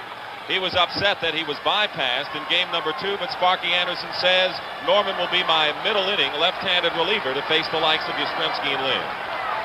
Tiant is on at second. Doyle at first, 2 down, no score. Bouncing ball handled by Perez, and that will end it in the 5th inning. So the Red Sox get a hit and leave 2. We've completed 5 with the score. The Reds nothing and the Red Sox nothing. Where's my glasses? Huh? 4-3. Back at Fenway Park, this is Dick Stockton with Kurt Gowdy and Tony Kubek. We've completed 5 innings of a scoreless game in the first contest of the 1975 World Series. And the top of the order will lead it off for the Reds in the 6th inning, Pete Rose. Twice this afternoon has bounced to Denny Doyle. Well, we have not had a run scored in this game. We have not had anything resembling close to a home run, except perhaps Carlton Fisk drive to left center field that was hauled down by Foster. And we had the eruption of that controversy concerning the bar. And Rose times it, and Dwight Evans comes in to make the catch. Dwight Evans can do it all in right field. Can cover the line, can come in and go to right center as well. Ball's sinking fast. He has a lot of ground to cover. Fortunately today, a cloudy day, the right fielders do not have to battle the sun. That kid right now plays his position as well as anybody in baseball, Dwight Evans. And a superb throwing arm as well. 1 out in the 6th inning. Here's Joe Morgan. He got the first Reds hit, a single with 1 out in the 4th inning. And then advanced to second when Nick Colosi called a balk on Louis Tiant. Misses outside. So far, Rose and Morgan have been up 5 times. Morgan's reached base once. That's been it. On the corner, Tiant, whose control might have been a bit shaky in the first couple of innings, has really come on in that department in the last 3 innings. He has walked 1. That was an intentional walk. Has struck out 2. Slow curve. You saw the umpire, Art France, give it a second look, and it's 2-1. He'll throw that one to left-handed hitters where he starts at a foot outside and it comes over the outside corner of the plate. You give up on it.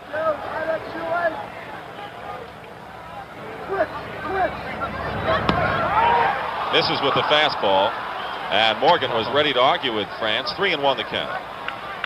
I think with Joe Morgan here that on the mound is the key of the series for the Red Sox. Tiant. He gets them off to a good start. They're the underdogs. They've got a great shot. If he loses, they could be bad trouble. That's a fair ball down the right field line, and Evans will have no play at second. And going in is Joe Morgan, and he almost did have a play indeed. When Morgan began to break his speed between first and second, Evans rifling a strike. That's a tricky spot that you mentioned earlier in the telecast, Dick. You almost got to protect the deep part and not rush up too soon to play the ball off the wall, or you can get beat by an inside-the-park home run or triple. And that's the first extra base hit in this ball game. A 1-out double by Joe Morgan, who's 2 for 3. We'll watch Morgan again. He tried to steal third in the 4th inning on Tiant. Had a big lead. Bench fouled out. Let's watch him now. He might try to get over there to third with 1 out and have Bench get him in with a fly ball. Both sides looking for that 1 break to get that 1 run across. Bench is 0 for 2. Third baseman Petrocelli holds Morgan at second. Bench is out. Well, Johnny Bench last time up fouled off about a dozen before fouling out. Here he goes after the first pitch and grounds to Rico. Dick and Kurt, we saw what Pelosi called a balk, not stepping to first earlier. Another way they say that Tiant balks, we should watch him with Morgan on second, is the way he jiggles his glove on down. They say he stops twice. 2 down, Morgan is at second, and the batter is Tony Perez. Red Sox scouts say Perez and Morgan may be the toughest outs in the Cincinnati lineup. He took a cold third strike his last time up. We're watching. He stops. Gets him on that sidearm changeup for a strike. Sometimes he will go to the stop position we just saw, just above the belt, and then go down another 3, 4, 5 inches. 2 1-second or momentary stops.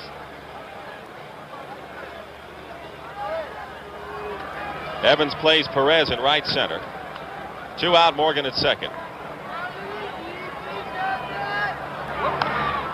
And Perez fouls it out of play. Not as much of a fastball hitter as some of the other Cincinnati players. And he has the ability to wait at the plate for his pitch. You get the fastball up and away with not much on it. He can get a long way to right center field or dead center. Here's where Tiant likes to have you now. 2 strikes and then play around with you. And if you're an ambitious swinger, he'll give you that slow stuff outside and make you look foolish. Not too many people make Tony Perez look foolish, however. No balls, 2 strikes.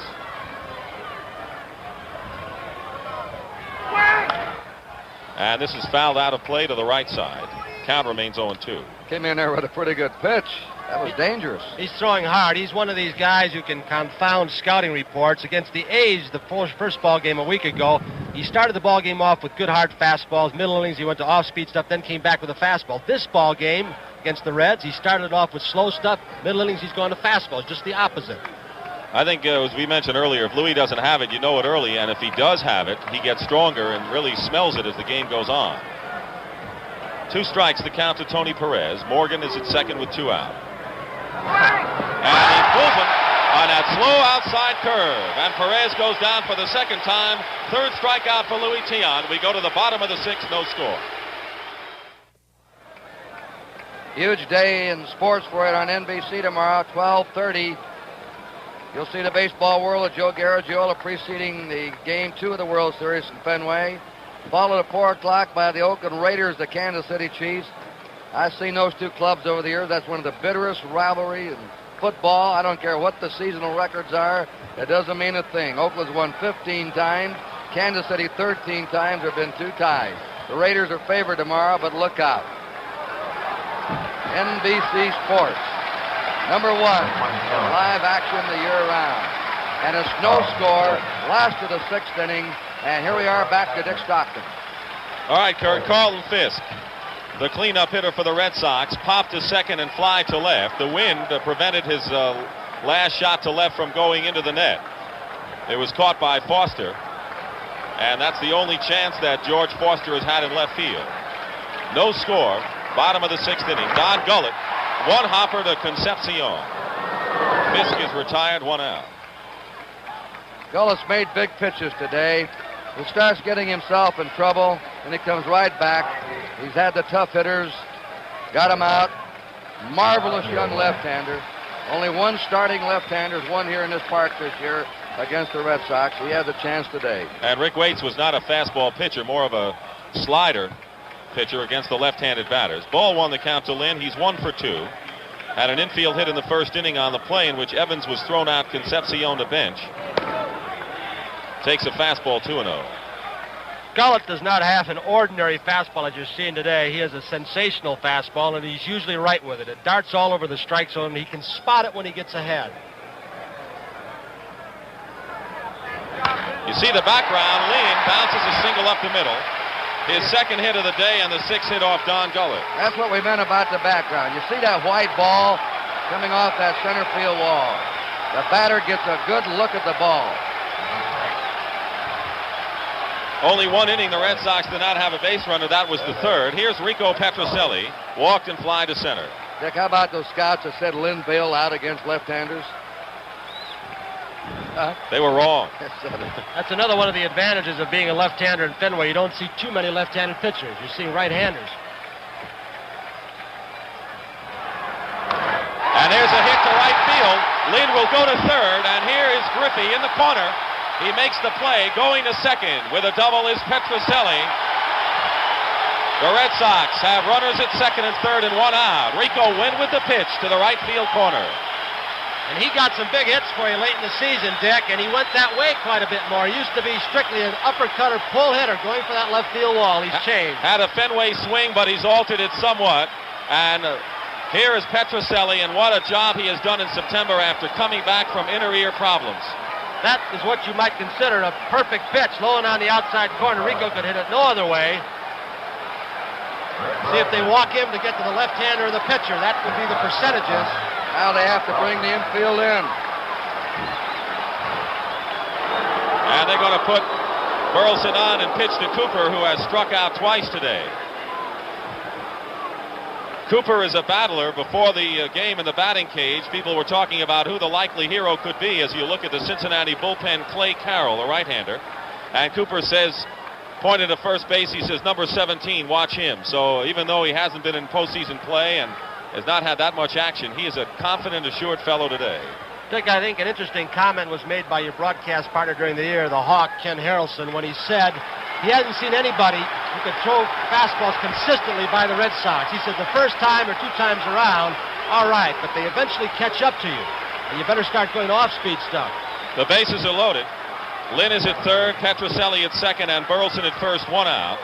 The Red Sox had Petrocelli at third in the second inning, and Gullett pitched out of that. So here's Cooper with 1 out and the bases loaded. Rose is on the grass at third, and Perez on the edge of the grass at first. Swings and misses on a high fastball. That's the pitch Gullett got Cooper back in the second inning. Crowd is turned on here at Fenway Park. They drew over 1,700,000, as Kurt mentioned at the outset, in a small ballpark.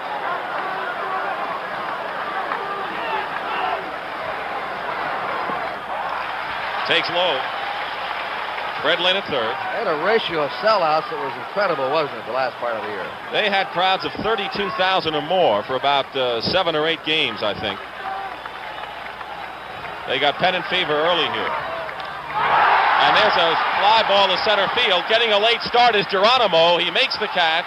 And here comes Lynn. Here comes the throw, and Lynn is out at home.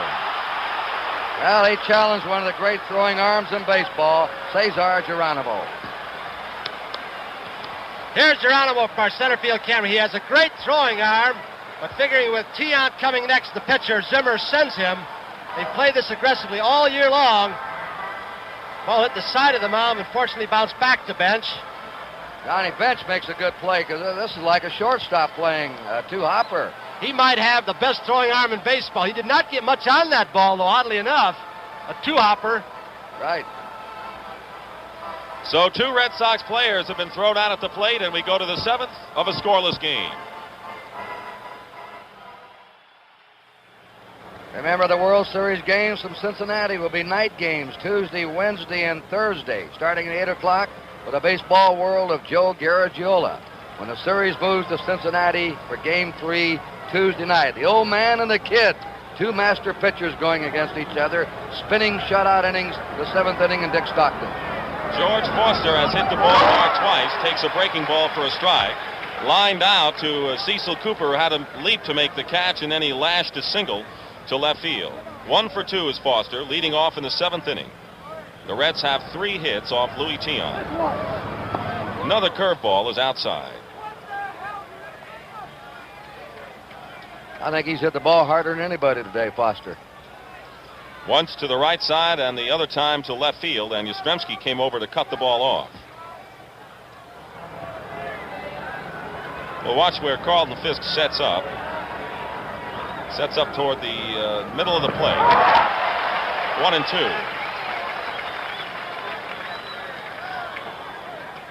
Fisk indicates a lot of times with his, after he gives the sign, with his chest protector, his hand to where, what area in the strikes when he wants the pitch. Let's see if he goes to that protector. Looks like he wants it inside. He's setting up outside. Not surprising the way they're pitching Foster, a dead pull hitter, hasn't really yet learned to handle some of that outside breaking stuff, as the Red Sox scouts have reported. 2 balls and 2 strikes. And look where Petrocelli is, Dick. He's right on top of the third base line.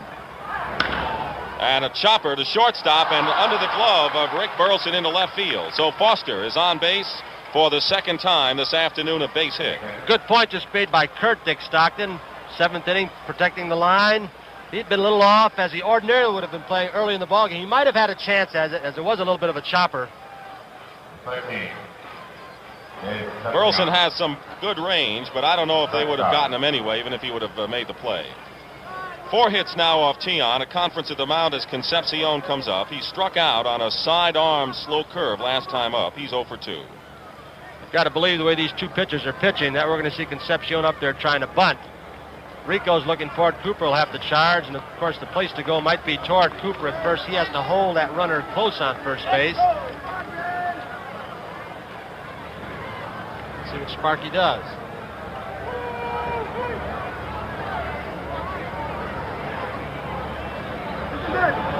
And Concepcion hitting away, fouls off the first pitch. If you get that ball high out over the plate, Concepcion can drill it in the deep right center. He can also pull the ball. He can be dangerous. Some consider him the best fastball hitter on the Cincinnati club. You just can't get it by him. Louis Tiant, who shut out the Cleveland Indians to just about wrap up the division title in September. He makes his definite stop. And Concepcion loops one to left field. Yastrzemski coming on and makes the catch. Paul Yastrzemski, 36 years old, coming on and covering left field. As he says, he plays it in his sleep. Here's Carl. We mentioned earlier he has the ability to play a very shallow left field in this park. Unlike Foster, who will play deep to play the wall. Kurt? Here's another angle. He used to be a shortstop in the minor leagues. He can really charge a ball. Great body control. Year after year, he used to lead the American League in assists. He does it all out there. They said Al Simmons was the best before him playing left field. This one ranks right along with Simmons. 1 out, and Ken Griffey twice has bounced out, once to Doyle, the other time to Petroselli. Lays off an outside pitch. You know, Dick, a lot has been made of the hitting of both ball clubs, but the defense of both of these clubs, many players on both teams will admit, got him here or helped a great deal. First 6 innings of this game, we have seen fine defensive play. Not too many spectacular plays, but of course you have to make the routine ones, and both clubs have done just that. Fastball. Tian snuck one by Griffey, and the count 1-1. It's brightened up a bit here at Fenway Park. We had some light showers when we started today. Looked overcast, but it's now brightened up. The lights have been turned on since the start of the game. And Petroselli's in tight again against Griffey and crowding the third base line. He doesn't want anything to go down that line. Burleson and Doyle communicating as the Red Sox looking for the possible double play. And there goes the runner, the pitch out, the throw to second, and they've got him. George Foster, who only had 2 stolen bases this year, is thrown out. Carlton Fisk in the first attempt by the Reds. He looked like he might have had a pretty good jump. When Tiant gets all wound up, he can take a little time getting the ball to home plate. What a great throw, and Kurt, you said it earlier, one of the finest catchers in baseball, and Fisk just proved a little of that. Now this is Tiant against Gullett and Bench against Fisk today. Look at this throw, something on it. Had a broken arm to start the season. Well, you got to feel good after you throw the first guy out. Fouls it off, out of play. And it's 2-2 to Griffey. Carlton Fisk, who will meet the challenge. I think enough people talk to him about the base-stealing threats of the Cincinnati Reds and before that the Oakland A's that I think Fisk inside and privately says, I'm going to rise to the occasion. 2-2 to Ken Griffey. 2 out, nobody on. We're in the top of the 7th inning, no score. And a line drive, base hit in the corner. Let's see how Evans plays this right field wall. Griffey will go into second with a double. And you see the advantage of that attempt and that throw by Carlton Fisk, because otherwise the Reds with 1 out would have had a big threat going. And how much bigger Yastrzemski's catch in left field looks right now. Right. The Red Sox have had more chances. They've left 8 on. Up until this inning, the Reds have left 4 on, but now the Reds are starting to challenge. They have given Tiant more problems in this inning than any inning. They've had a hit in the 4th, 5th, a double in the 6th, and 2 hits here. And they're going to put Geronimo on as they did in the 5th inning and pitch to Don Gullett. And the Red bullpen is quiet. They're going to leave Gullett in.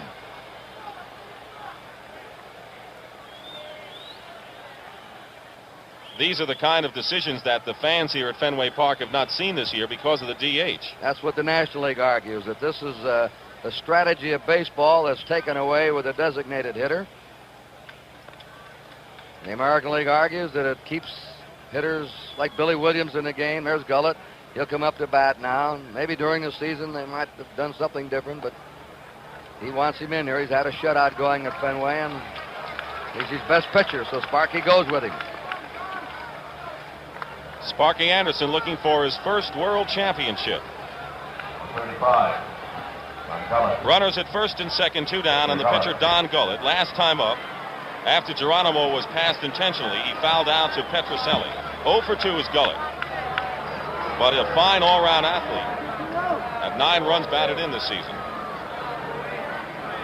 Fastball on the outside corner.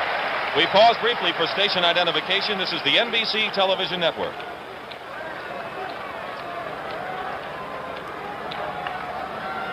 Dick Stockton with Kurt Gowdy and Tony Kubek. No score. 2 out. Top of the 7th inning. 2 men on for the Reds. Went after the high pitch. Fouled into the mid of Fisk, and Tion is ahead of his opposite number of 2 strikes. Tion has to be very careful now, and his manager knows it, not to come in there with a fat pitch against Gullett. Gullett can hit for a pitcher. Well, he eases up on him, he'd get in trouble. 2 strikes. And there is a ball that's caught by Doyle. Tough play for Doyle. He had to go to his left, and he saved a run with that catch. And Gullett is out. A great tumbling catch early in the inning by Yastrzemski may have saved a run or a big inning, and now Denny Doyle, the fiery second baseman who sparked this club earlier in the year, makes a fine play on the slicing ball hit to his right. Left. Down there in the commissioner's box, we have Mr. and Mrs. Simon with us today, Secretary of Treasury, Mr. and Mrs. Kuhn, Mr. and Mrs. Tip O'Neill, Senator Brooke, Mrs. Brooke, Herb Schlosser, the president of NBC, Bob McCurry of the Chrysler Corporation, Bill Salatich, President Gillette. And without them, we wouldn't all be sitting here, I'll tell you. Say, you covered every angle you possibly could right there. Let's get those sponsors in. I want those sponsors in there.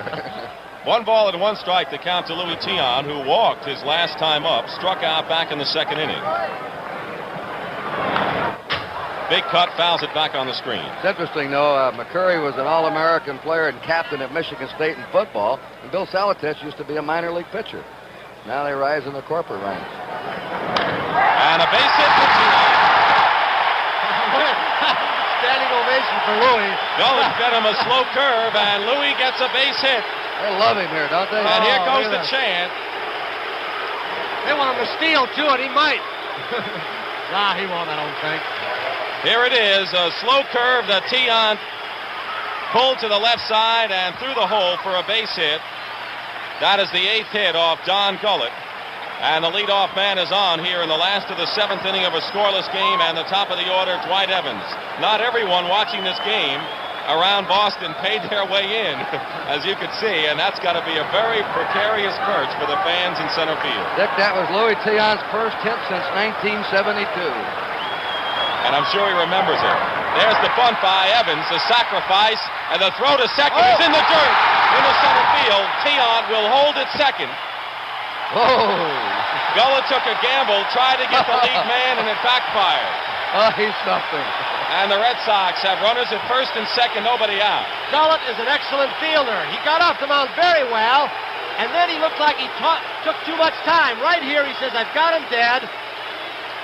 He threw a sinker ball to Concepcion covering.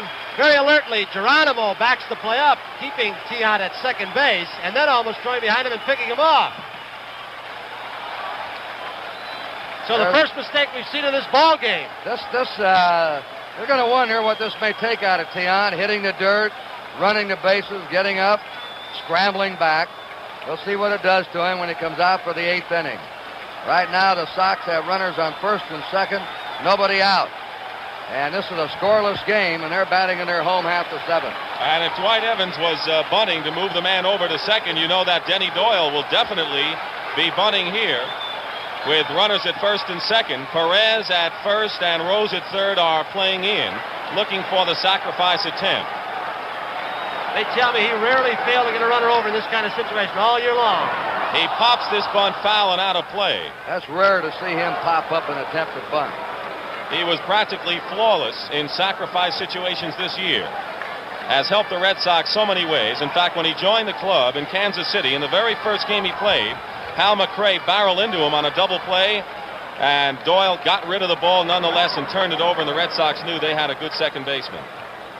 Doug Griffin, who had been playing second, of course, played better after Doyle arrived. He's had a fine year. Tony, he bunted to first base, where he sacrificed in the first. I think he wants to draw Rose off the bag at third on this bunt. Let's see what he does. Activity in the Cincinnati bullpen. A left-hander and a right-hander. Doyle swinging away, misses, and it's 2 strikes. I'm surprised right there that Darrell Johnson went against the percentages, even with 1 strike. Doyle is a good bat handler. There is Carroll, the right-hander, McEnany, the left-hander, going for the Reds. The left-handed pitcher on there makes it tougher for Doyle. Darrell Johnson, quiet, does not make many headlines, and he stops it in the left field for a base hit. Tion will hold it third, and the bases are loaded, nobody out. Just slapped it to the left side, and no way Don Zimmer was going to send Tion.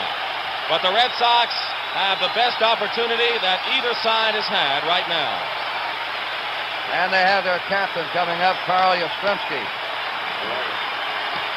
Gullett can be so good. He's become more of a pitcher than a thrower in recent years, but in the second inning with first and third, he went to his strikeout pitches. He reached back for a little extra so he can get the strikeouts when he needs them.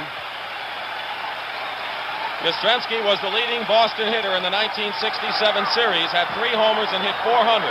And here he is up with the bases loaded, nobody out, last of the 7th inning. Big cut by Carl, and he misses. It's interesting to see they're playing a shortstop and second baseman about halfway. What they do with a ground ball, they probably try and turn it over for the double play and let the run come on in. At the corners, he'll come home. 1 strike pitch in the dirt, and Johnny Bench stops it. 1-1. They know they don't have an experienced base runner in Tion at third. Here's Bench.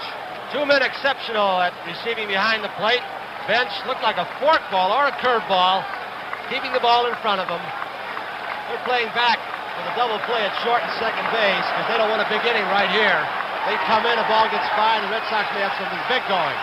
Playing more straight away to the outfield. And it's a line drive, right field, coming on Griffey. It's a hit. Tion coming in. Here comes the throw, cut off by Perez. Oh, Johnny wanted it to go through. He missed the plate. I didn't see him touch the plate. He missed the plate and went back and touched it. Concepcion was yelling to the plate. Concepcion yelling to Perez, throw the ball, but Tion went back and touched home. We get a rerun. You'll see him miss the plate when he crosses it. And the Red Sox have broken the scoreless tie. Let's look at it again. Here's Louis. Zimmer has him back tagging up on a short fly ball. Now, Louis does not run well, obviously. Hasn't seen third base or home plate very often. Bench is yelling to Perez, let the ball come. We got a chance. Now, Louis, hey, wait a second. Concepcion, anyway, doesn't think I tagged it. Do I have to touch home? I couldn't tell. Did he nick the corner of it first time? So Yastrzemski drives in the first run of the game, and Sparky Anderson has gone to the mound, and we will see a new pitcher, Clay Carroll, coming in for Don Gullett. And Yastrzemski continues to do it at the age of 36, suddenly catching fire when they're dangling that money out there in the playoffs. He's made a spectacular play today. He's just come up with a first RBI. And now you have to wonder what's going to be with Tion in the 8th. He's scrambled and run and shoved and all over these baselines. Will it wear him out? We have a break in the action here with a score now. The Red Sox 1 and the Reds nothing. Ladies and gentlemen. Number 27. And there is Joe Garagiola and Marty Brenneman, the Cincinnati Reds broadcaster,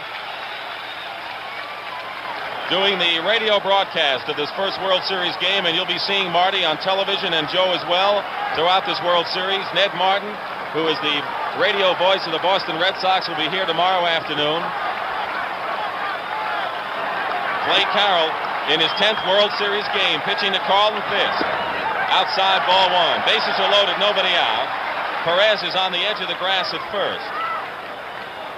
Carroll's World Series record is 1-1, an ERA of 0.61.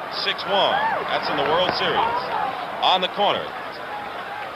Good sinker ball, good hard slider. He's a power pitcher, and Dick and Kurt, both teams all year long, were noted for taking advantage of mistakes by the opposition. The Red Sox do it now on the wild throw by Gullett. And Fisk goes after a pitch on the outside edge of the plate, misses 1 and 2. I was surprised that Doyle and Yastrzemski hit Gullett, both left-handers. They stood right in there to him. Well, Darrell Johnson went with 4 left-handed batters against Vida Blue and Ken Holtzman. Fisk looks at an outside pitch, and the count is even 2 and 2. The runner at third is Dwight Evans. At second, Denny Doyle, and Carl Yastrzemski with an RBI single is on at first. 1-0 the Red Sox lead. They have out-hit the Reds 10-5. 3 balls and 2 strikes. They have no place to put Carlton Fisk. Darrell Johnson quietly looking on. Pedro Borbon has replaced Clay Carroll in the bullpen. Will McEnany, the left-hander, still working with him. The payoff pitch, way outside, and Clay Carroll forces in a run. It's 2-0 Boston as Evans comes across. And still nobody out. The left-hander Lynn scheduled up. Sparky may pop out very quickly. He's got McEnany, who should be loose. Here comes Anderson. Here he comes. Odd thing, 5 of the Red Sox 10 hits against Gullett were by left-handed batters. Cecil Cooper, Denny Doyle, and of course Fred Lynn can hit left-handers. And now we're going to see Will McEnany, who along with Rawley Eastwick, 2 young relievers who have done the job for the Cincinnati Reds this year. They also have Pedro Borbon and Clay Carroll, who departs here after facing 1 batter, Carlton Fisk, and walking him with the bases loaded. So the Red Sox lead at 2-0. Bases remain loaded. Nobody out. Fred Lynn will be the hitter.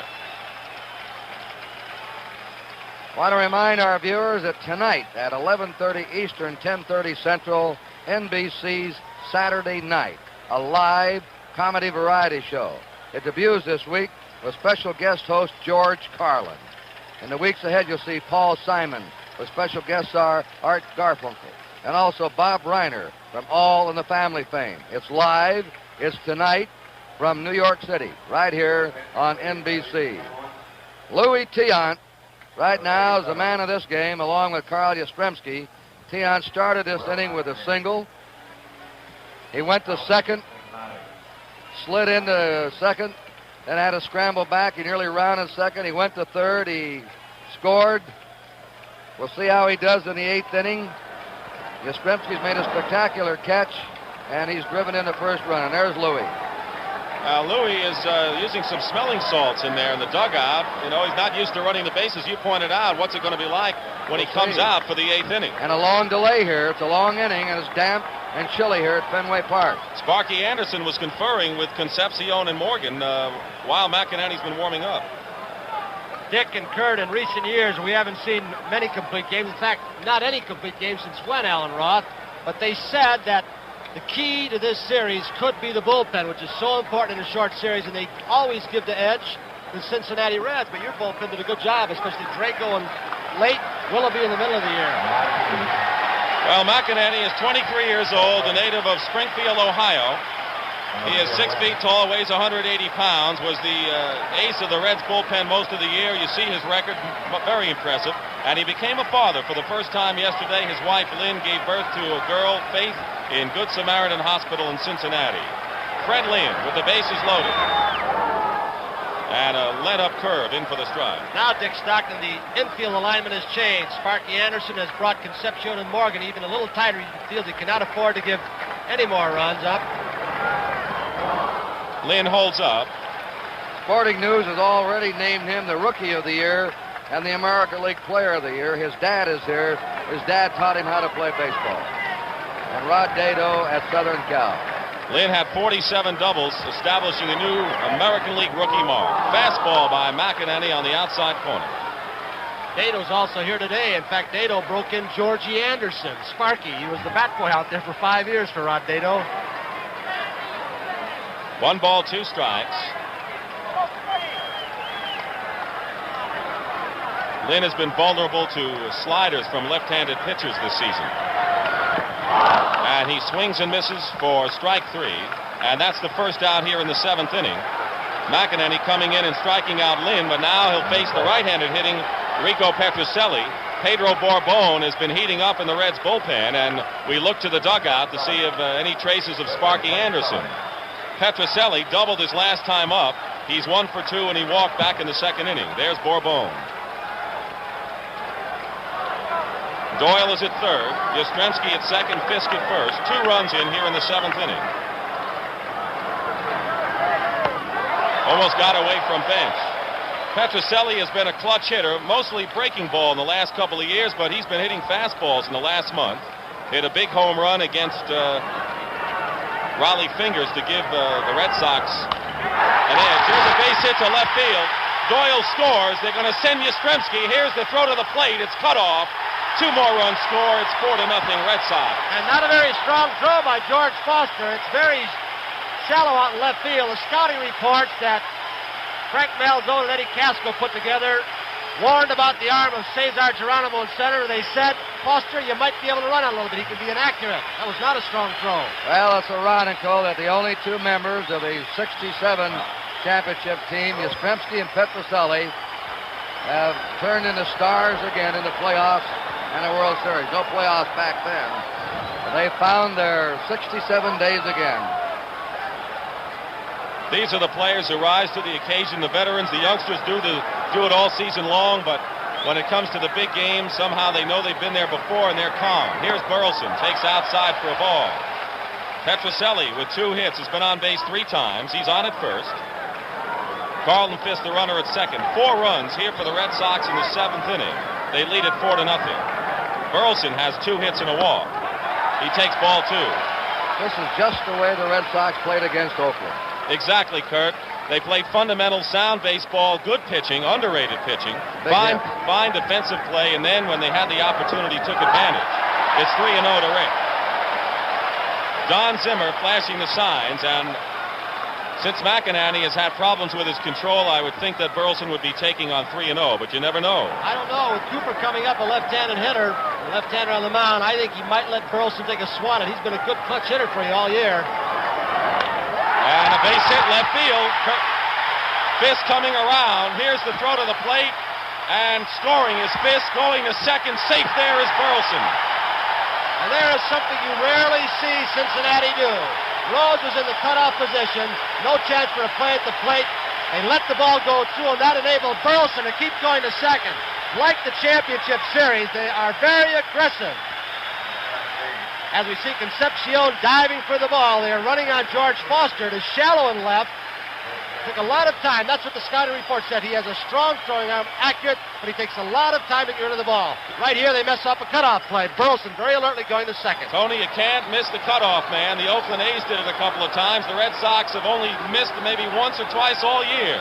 And this is why it hurts. And Burleson taking advantage of it. Second and third, the infield is in.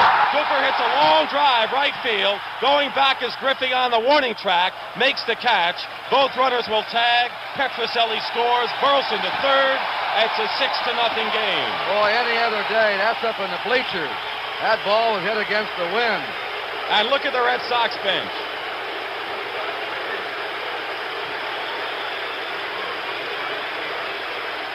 This is a team that has had its unhappiness during the course of the year. They've been irate at Gerald Johnson at times. Yastrzemski left the club, some said without permission, just before the championship series. They're pulling together now. He came back to play.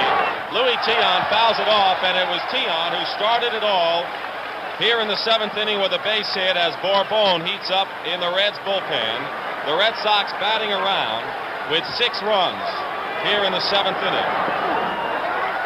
Sparky Anderson has to be disappointed in his bullpen today. They have not been effective, Carroll and McEnany. Here's Jim Rice. What a job he did this year for the Red Sox. Tion pops it up. Perez in front of the Red Sox dugout makes the catch for the third out. But listen to the hand. The Red Sox come up with 6 runs to break a scoreless tie.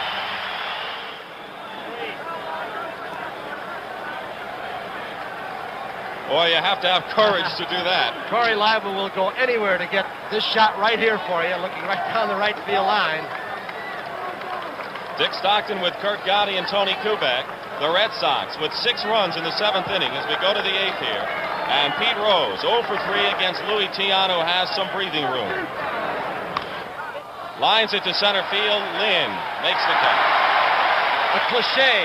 The game is never over till the last out. But where does it apply more than right here in Fenway Park, Boston? Kurt, how No many place. times you used to do the Red Sox games? Did you see 7, 8 run leads disappear? I saw one game there, 11 runs by the Red Sox in the last of the 9th inning. But the wind is in today. Some of those high-scoring games in the late innings, the wind goes out. The wind blowing in, as I keep saying, the wind is such a factor in this park. Cincinnati's offense this afternoon is rested on the shoulders of Morgan and Foster, each with 2 hits. Morgan a single and a double, takes strike 1. Red Sox do have activity in their bullpen, just in case Tiant begins to falter.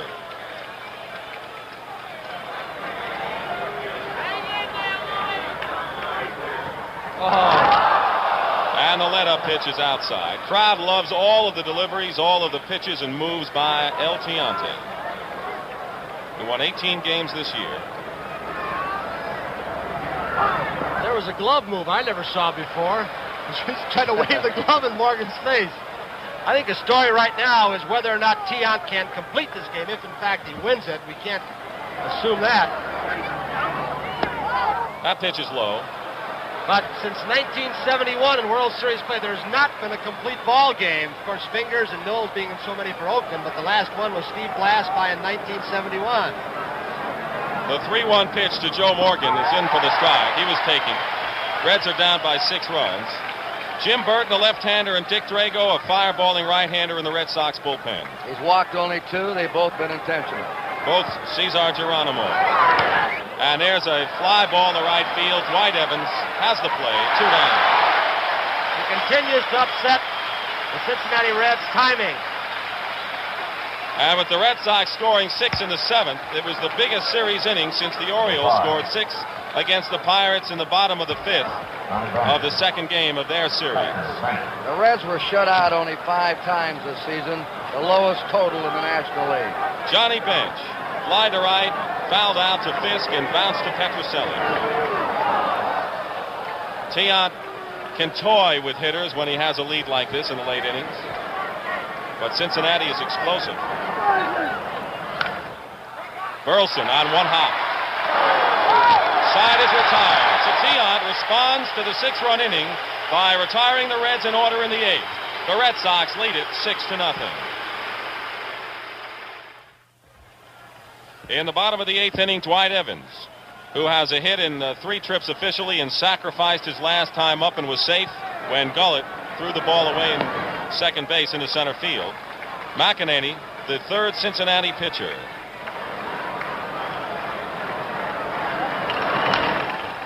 Second baseman Morgan coming in. And Evans is retired. Don Gullett started for the Reds today, worked 6 innings plus, allowed 4 runs on 10 hits. Walked 4 and struck out 3. Clay Carroll came in and faced 1 batter, Carlton Fisk, but he walked him with the bases loaded. And then McEnany has given up a run on 2 hits. And Tiant in the 9th will face 3 right-handed batters, Perez, Foster, and Concepcion. And Dick Drago is warming up in the Red Sox bullpen. He'll be called upon if Louis runs into trouble. Here's Denny Doyle, 2 for 3 with a sacrifice and has scored a run. Stride. There's Drago, who is incredible. And that's the best word to describe Drago's pitching in games 2 of 3 of the American League Championship Series. Sneaks in a fastball on Doyle, 0-2 the count.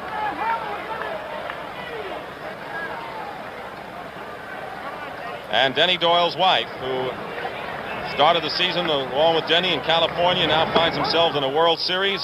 And her husband has 2 hits in this first game. A little moolah coming, a little fur coat maybe. And you know what? The Red Sox players voted Denny Doyle a full share. Even though he played half the year, he deserved it. And Burton and Willoughby, too. Full share. Well, they should have. they helped contribute and put them in here. 2 balls, 2 strikes to Doyle with 1 out. Bottom of the 8th. Full count. Tomorrow on television, Joe Garagiola will be working with Tony and my old broadcasting partner, Ned Martin, a very popular broadcaster and radio with the Red Sox. And Ned's in back of the booth. Good luck tomorrow, Ned. And Doyle draws a walk. Ned's been with the Red Sox 16 years. Yeah. He has seen it all. Listen to the standing ovation for Carl Yastrzemski. He made a great catch in left field, and he drove in the first run of the game. And he made a fine diving catch of a fly ball with a runner on, Foster, in the 7th inning, and that preceded a double by Griffey, and that was a big play. Fouls it out of play to the left side. And they were booing him here earlier in the season. You hear a lot about a base hit getting a team going, but I think many more times, or as many times, a great defensive play as Yastrzemski pulled off will spur a team on, and that may have helped the Red Sox. Got him up. In for the strike, 0-2 to Carl. Well, the Cincinnati Reds have 15 players. With World Series experience, the Red Sox only 3, Yastrzemski and Petrocelli, who have contributed, and Bernie Carbo. A ball and 2 strikes. Bourbon and Darcy, a pair of right-handers in the Reds bullpen, and Dick Drago was up, and he is now seated in the Boston bullpen. Carl 1 for 3, an RBI single. Bourbon closest to the camera. Fouls it off. It's still 1-2. Yastrzemski had one big hot streak. As we look at Denny Doyle at first this season, I think he raised his average, Kurt, something like 60 or 70 points. He had a separated left shoulder at the end of the year that bothered his swing. He played hurt. And it's caught by Perez, steps on the bag for the double play, and the side is retired. Well, nothing Denny Doyle could do about that one. We go to the 9th inning here at Fenway Park. The Red Sox have a 6-run lead. And is this man overjoyed? 70-year-old, very dapper Louis Tiant Sr. El Tiante number 1 is watching El Tiante number 2 on the mound. Going into the 9th inning with a shutout. Let's see what happens, Dick. Tony Perez will lead it off, and as you mentioned, 3 right-handed batters against Tiant, and Dick Drago is warming up, the right-hander, and Jim Burton, a left-hander, just in case. Perez has struck out twice and lines this first pitch to center field. Freddie Lynn. Does he go get him, Kurt? Oh, he glides after the ball. This is the best young player the Red Sox have had since Carl Yastrzemski came up as a rookie in 1960. Very deceiving. He just glides. He's there. It makes him look easy.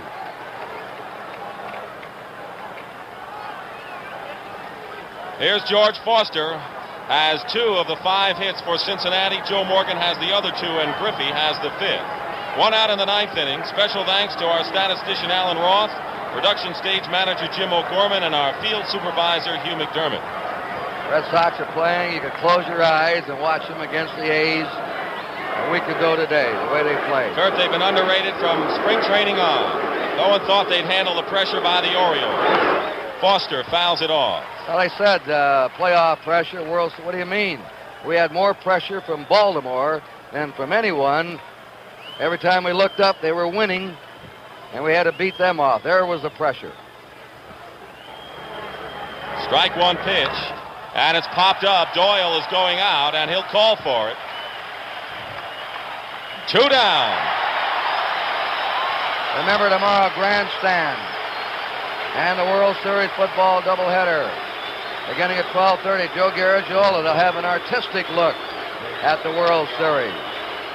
And the Reds and the Red Sox, followed by the Oakland Raiders against the Kansas City Chiefs. 2 of the most heated rivals in professional football. All on NBC, starting at 12:30 tomorrow afternoon. 2 out, here's Concepcion. Takes a fastball, strike 1. They want to strikeout. The hometown fans want to see him end it with a flourish. Robbed of a hit last time up by Carl Yastrzemski. 2 down. That's the hesitation job. Tiant went into this 9th inning with no earned runs allowed in his last 35 innings at Fenway Park.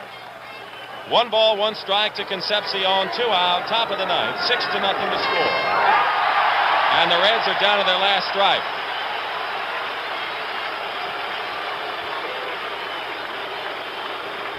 1 ball, 2 strikes. Crowd on its feet here at Fenway on an overcast, raw day. And Petrocelli gloves it. Oh, in time. And the Red Sox have drawn first blood in the 1975 World Series. Louis Tiant, with the help of a 6-run seventh, spins a 5-hit shutout to give the Sox the victory. Dick, they played a flawless game. They just can't make a mistake in the field. That last play by Petrocelli was a sparkler. Yastrzemski, Freddie Lynn. They're taking the extra base. They're doing everything that the book says you're supposed to do to play baseball. And these Red Sox players, Kurt, like to be the underdogs. They like to know that somebody feels that the other club will win. They handle the Baltimore pressure, as you mentioned, beat Oakland in 3 straight games. They're the 3-time defending champs, and there you see Louis Tiant getting congratulations in a whale of a game for him. Well, I figured him the key of this series. If he lost here today, I think the Reds would have been heavily favored. We'll be back right after this message.